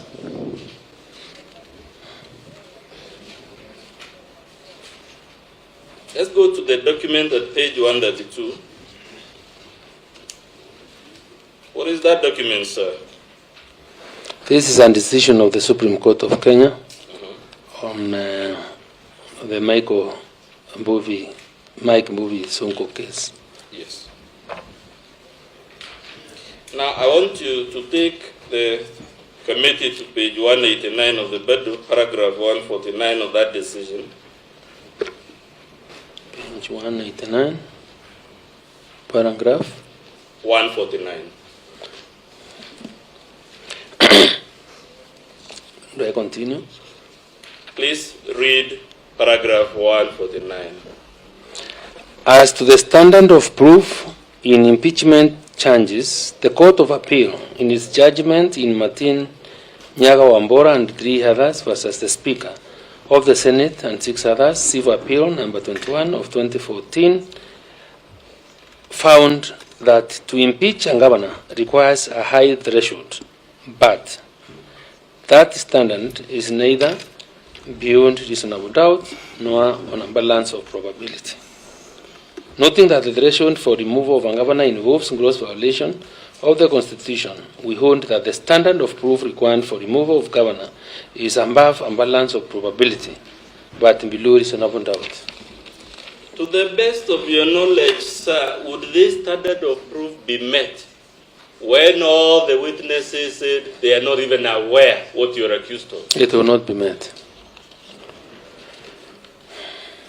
Would it be met when the mover added cross-examination instead of pointing to the alleged approval, kept debating the motion? It will not be met. Okay, let's go to page 190. Next page. Injunction by senior counsel. Yes, I will restrain myself from objecting to anything. Partly because when I do object, you say to me that look, wait until your time for cross-examination. We stop the clock, Honorable Chair. Now, we have a witness. Counsel, senior counsel. Counsel, I confirmed to you that our team is Yes, on that. The witness being asked about surrender of proof. Should he really be asked? Is that not something my learned friend can comment on when he's making submissions? Honorable Chair, again I seek your protection. I have a job to do, and there is no rule I have breached. So let me just be allowed without interjection, because I keep saying, you know, the Honorable Camino is almost my grandfather, and I've really resisted having to have an altercation, because in Meru, where I come from, you don't have an altercation with your seniors, whether they are right or they are wrong. That's the rule in Meru. They are your seniors, they are your elders, but also elders have to also exercise restraint of some sort. But Chair, Counsel. Presiding Chair. Honorable TJ.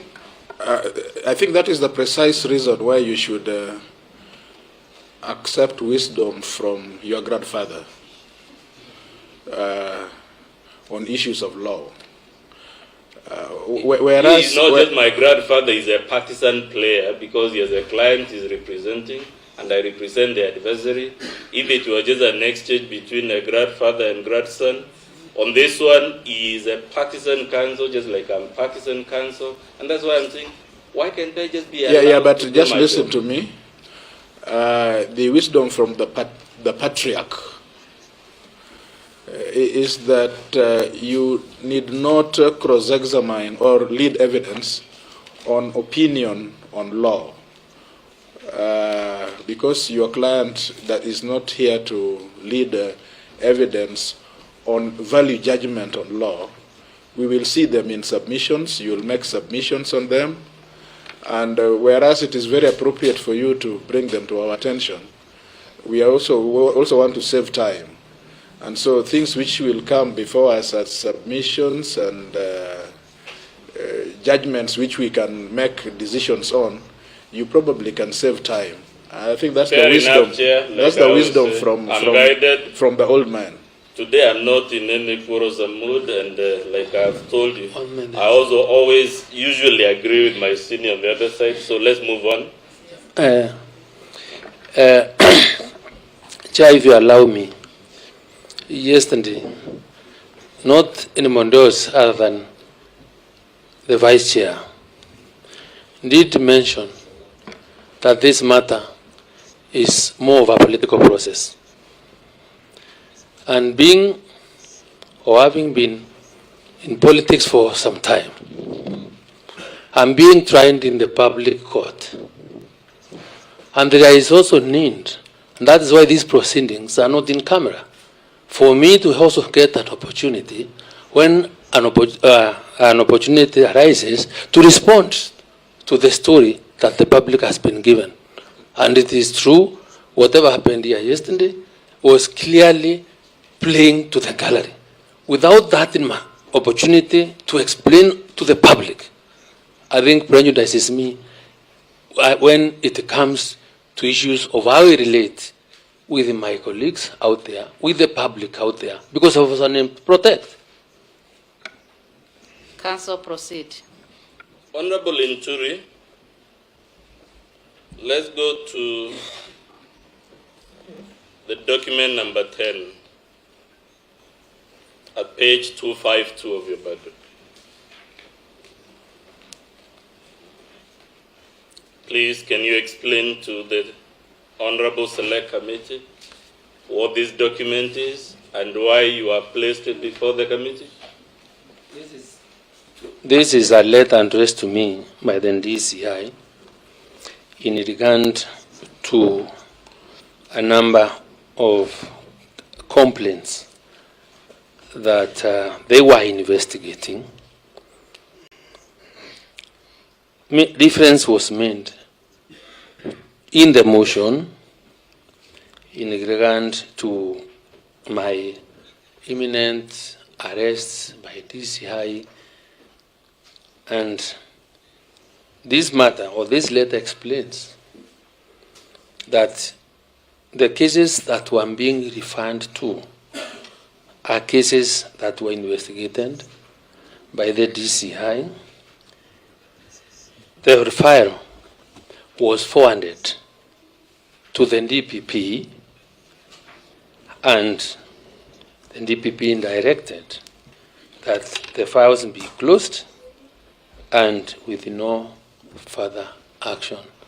And if, for whatever worth it is, one of these cases, I was the complainant, and in that Justice Ongundi judgment, if you go through it, one and how I ended up being the victim. I was the victim, but at the end of the day, I was one to be charged, so that you understand what kind of games were there at that time.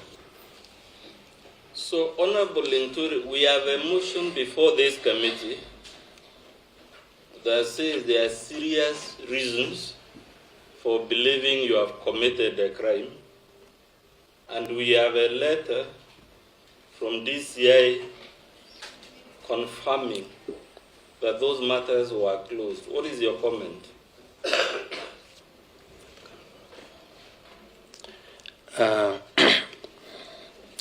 That allegation should fall flat, because we have demonstrated to the committee that he did what was said in the motion is not correct. Let's go to the document number 11. What is that document? And why have you placed it before this honorable committee? This is a judgment of the court in my favor. Can you read for us at page 261, the highlighted part? I think this is what Justice Majanja said, that the first defendant's claim, the first defendant's counterclaim is allowed on terms that the judgment is entered for the first defendant against the plaintiff, second, third, and fourth defendants jointly and severally for the sum of 21,846,607 with interest at the court rates from the date of filing suit until payment in full. I am the first defendant in this matter. So, Honorable Linturi, this judgment relates to one of the alleged acts of forgery and whatnot against you. And the judge ruled in your favor and even awarded you 21 million shillings. Did the media publicize this victory on your part the way they have been publicizing the allegations against you? They've never. Good. Let's go to the document at page 263. Why have you placed it before this committee?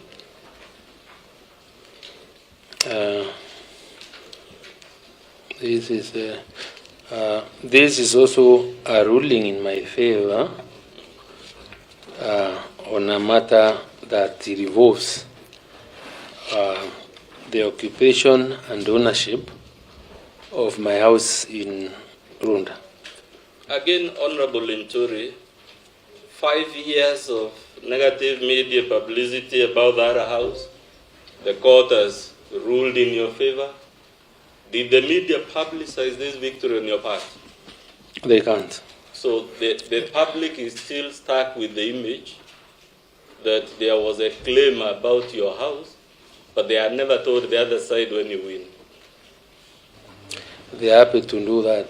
When we win, we have no access to publicity, and if there has to be there, then you must pay for it. Let's go to page 278. What is that document?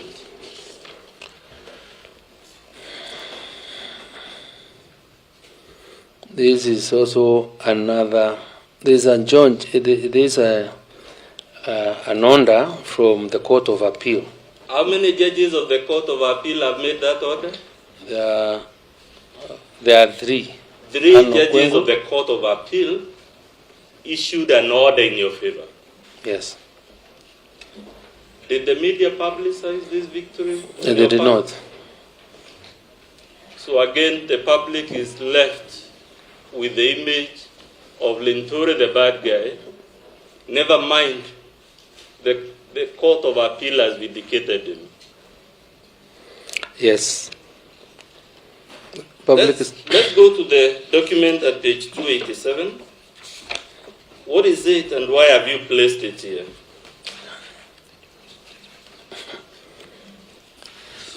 This is also another judgment. From which court? From the Chief Magistrate's Court in Nairobi, and the judgment relates to the much publicized divorce that never was, and again the magistrate ruled in my favor, and the same was never told to the public. So again, the magistrate has ruled in your favor. The picture painted to the world for 5 years is of a rogue Linturi. Yes, and I wish today they are televising live, because this is the opportunity probably I may have. Let's go to page 306. What is that document?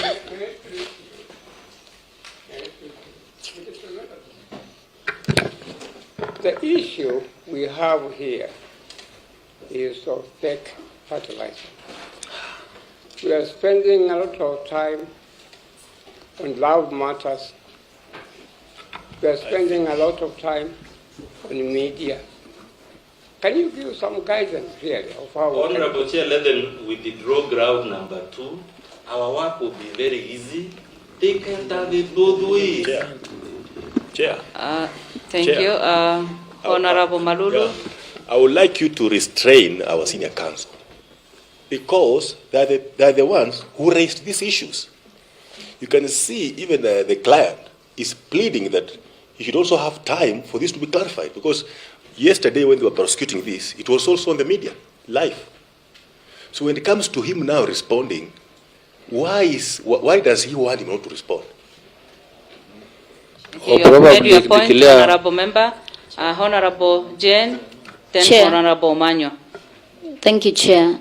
Chair, I think it is very unfortunate that the presenter of the motion or the mover of the motion invited us to listen to this kind of information. And you see, it is common knowledge that the issue at hand is the issue of fake fertilizer and the nexus between the fake fertilizer and the CS. But unfortunately, we were presented with a motion that is laced with information on past love affairs and other matters.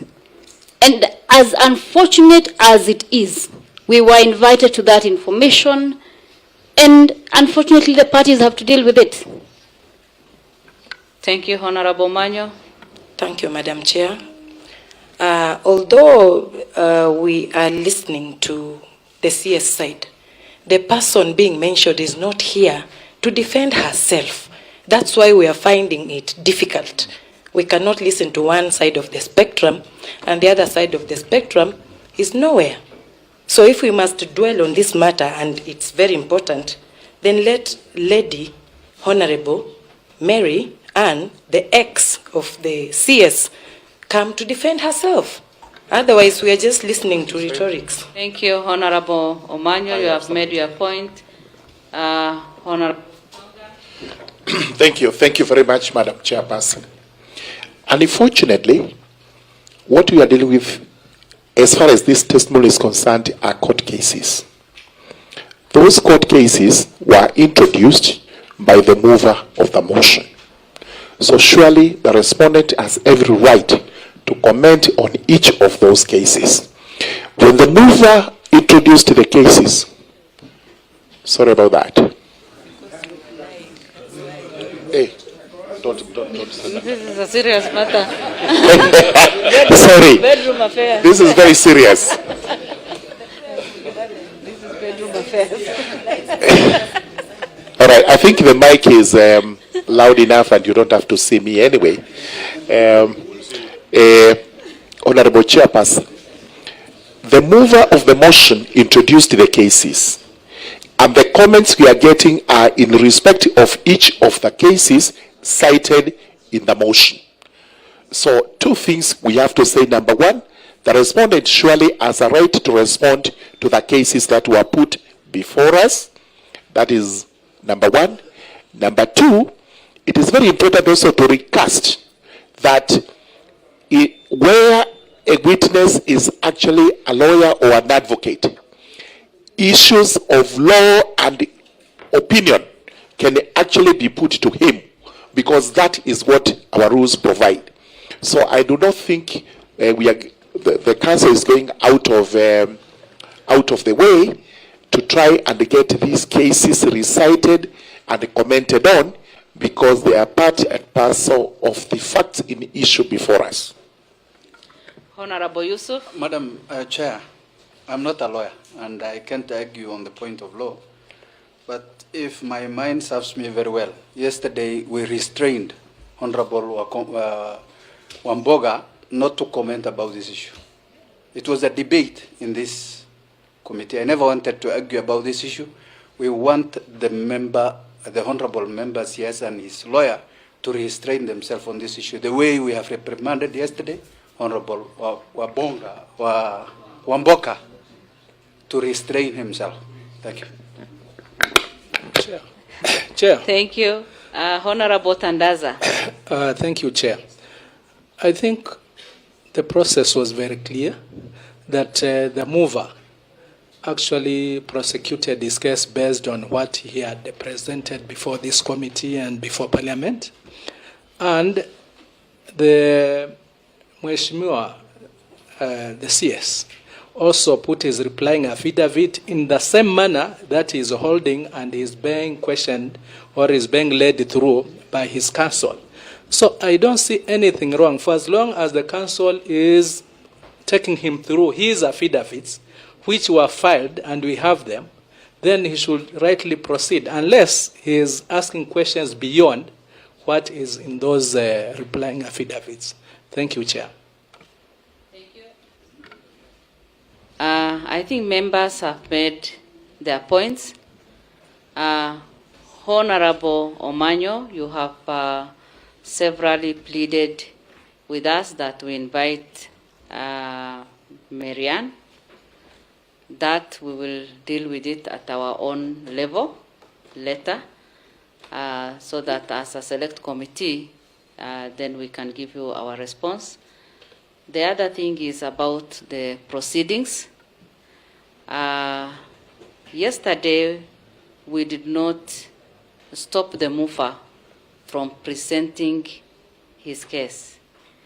And at one stage, the council here proposed that he withdraws so that we don't, deliberate on this.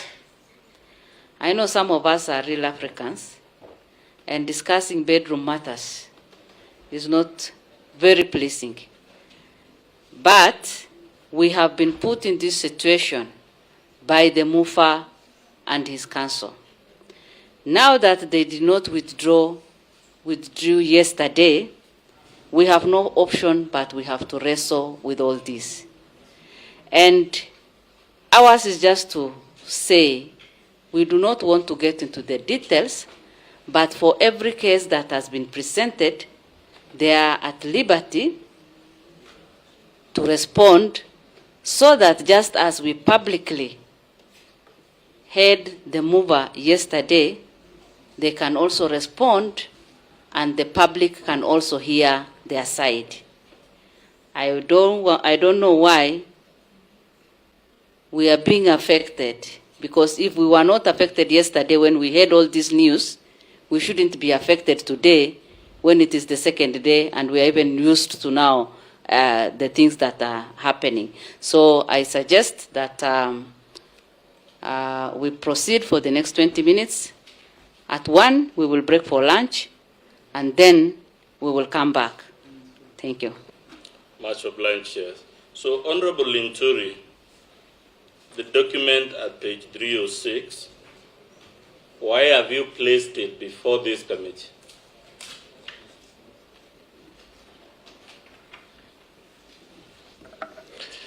Your Chair and the committee have placed this document before the committee to demonstrate to the committee, contrary to the assertion by the mover, specifically under this civil suit number E138 of 2018, I got favorable judgments from the rulings from the court.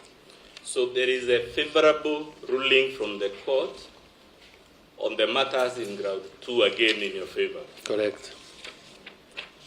Was this favorable ruling on your part ever publicized, like the accusations against you had been? It was not, and I don't think it will ever be. It will never be.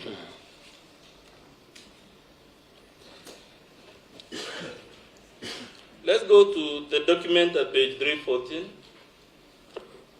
Why have you placed it before this honorable committee? It's also to demonstrate the same thing.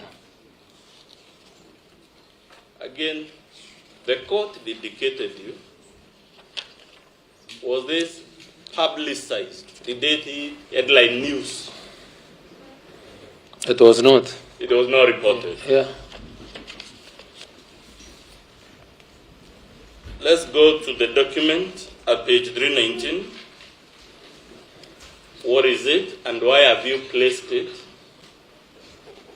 before the committee? I hope you note, Honorable Chair, I'm desisting from going into the details because I don't want us to.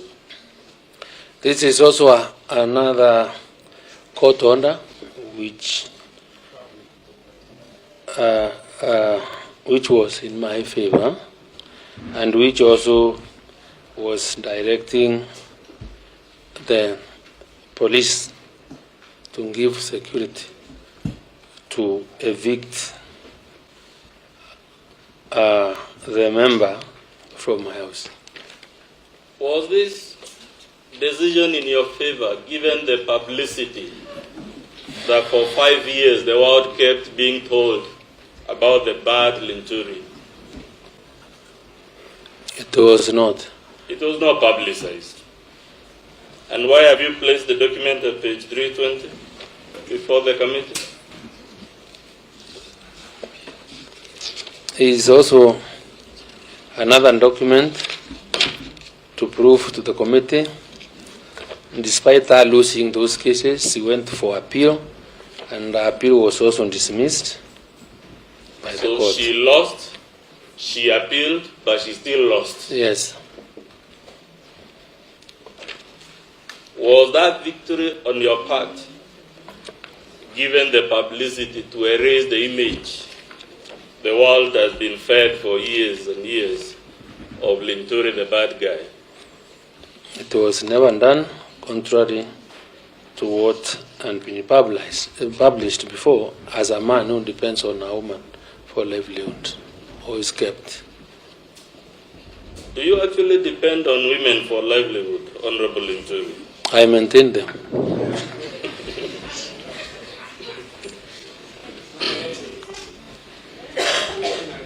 Let's go to the document at page 337, sir. Yes, 337. Why have you placed this document before the Honorable Select Committee? Your Honor, is also to demonstrate that despite the appeal that's made, the court also ruled again in my favor. So when the court ruled in your favor, was this victory on your part ever publicized the way the allegations against you have been publicized for 5 years? It was not. And members of the committee, not only did I get these federal court orders, but I also got the costs which I have never asked for. I think it's important. So, Honorable Linturi, we have gone through decision after decision after decision, through and through and through, and they are all in your favor. Correct or incorrect? Correct. Are these decisions made by one judge? No. Are they decisions made by one magistrate? No. Are they decisions made by one court? No. Are they decisions made by some clique of judges and magistrates? No. As a matter of fact, are these decisions from the same court station? No. So you will agree that these are well spread decisions from various judges, various courts, various magistrates. Yes.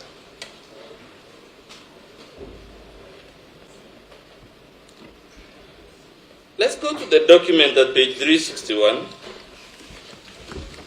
361? Yes. Why have you placed this document before the Honorable Committee, sir?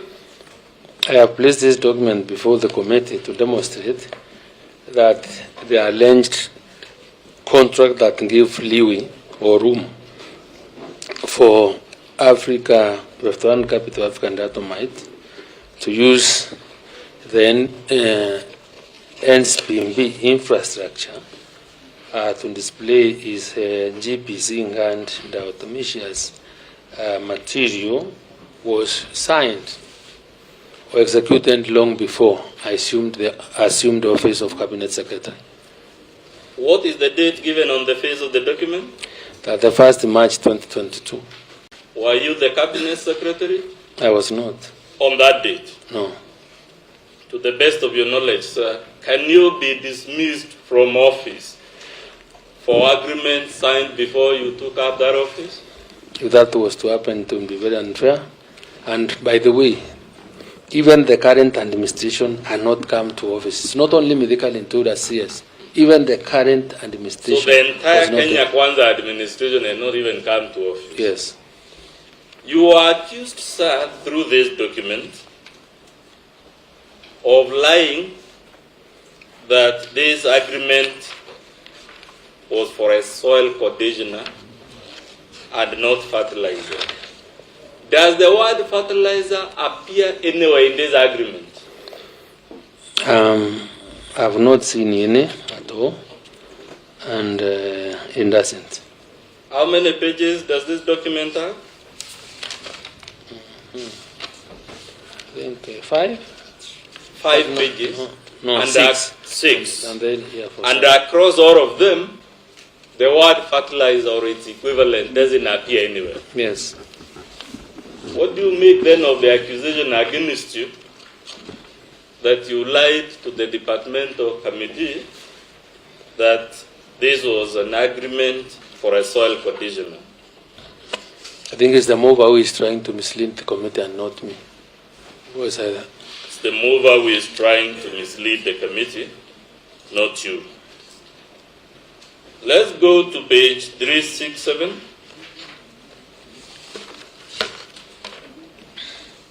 L together with 368. Why have you placed those documents before the committee? I have placed this document before the committee to demonstrate that if I really want the NSPB Chief Executive Officer to exercise caution in the receipt of fertilizer, because I really wanted them to make sure that whoever had won that contract, because I got to know about it when it was over, that all the suppliers were able to file with the institution the fertilizer chemical composition of what they had won in that particular tender, so that we will be able to really to confirm before delivery that farmers will get the right fertilizer to suit their planting requirements. Please read to the committee the parts that are highlighted in that letter. There is therefore need to ascertain the quality and composition of fertilizers before delivery to ensure that farmers get the right fertilizer to suit their planting requirements and boost agricultural productivity. And therefore, the purpose of this letter is to ask the suppliers to confirm in writing the fertilizer chemical composition to supply before delivery. This was a What is the date of this letter, sir? 20th in December 2023. That was long before the problem the committee is now seized with, isn't it? Yes. Is the content of that letter consistent with the allegation of a fraudulent minister who is approving the procurement of fake fertilizer? It is not consistent. Is it consistent with the narrative of an incompetent minister who has no clue what is happening in the ministry they have? It is not. Is it consistent with the allegation as to the existence of a policy to procure fake fertilizer? It is inconsistent. It is inconsistent. Yeah.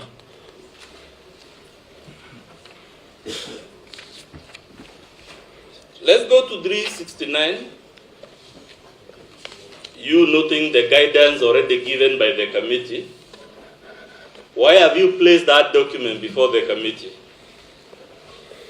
Just like I said, this is what the gossip within the Star newspaper that spreads out stories, trying to say that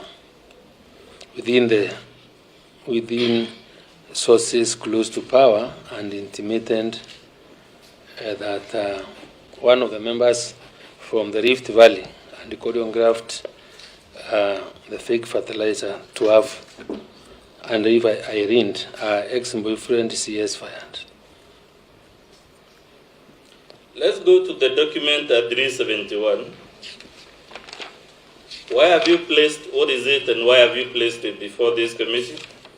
371 is the Evidence Act, Yes. which guides procedure on collection of evidence. And what is your understanding of the highlighted part? All evidence must be direct. All evidence must, in all cases, be direct evidence. If I read on the purposes of that subsection 1, direct evidence means with reference to a fact which could be seen, the evidence of a witness who says he saw it.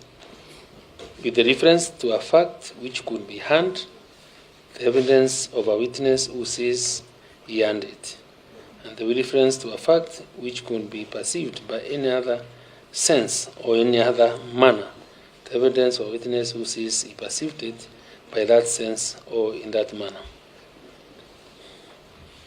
So this provision of the law, sir, says any accusation against you must be proved by a witness who saw it with their eyes, who heard it with their ears, who touched it with their fingers, or perceived it with any of the other 5 senses. Have you seen any such witness in the proceedings against you? I have not.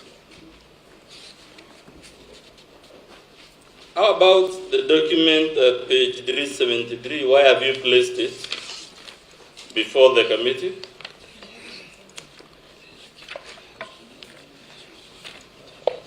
This is a case by the House of Lords of England on, and is on an appeal from the Supreme Court, and it was on, I think, on years evidence,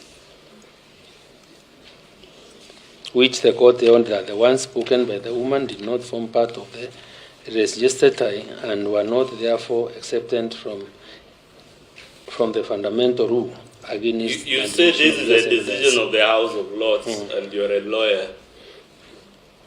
What type of court is this called the House of Lords? This is the highest court in England, I think. It is the highest court in England and Wales. Is it a respected court? It is. Is our legal system based on the legal system of England and Wales? Yes, you remember we are in British colony. As a matter of fact, Honorable Linturi, is this decision the highest possible judicial opinion you can get on Section 63, which you've just read about direct evidence? Yes. Lastly, can you read from that decision at page 379 what the House of Lords held? This is what the House of Lords are to say. The rule against the admission of years evidence is fundamental. It is not the best evidence, and it is not delivered on oath. The truthfulness and accuracy of the person whose words are spoken to by another witness cannot be tested by cross-examination, and the light which his demeanor would draw on his testimony is lost. Honorable Chair, I suggest we could leave for lunch at this point. Then when we resume, my learned friend, Mr. Boniface Mawira, will take the remaining part of the examination in chief. Thank you. We will do exactly that, but I will release all the other parties apart from the select committee so that we can consult for 2 minutes.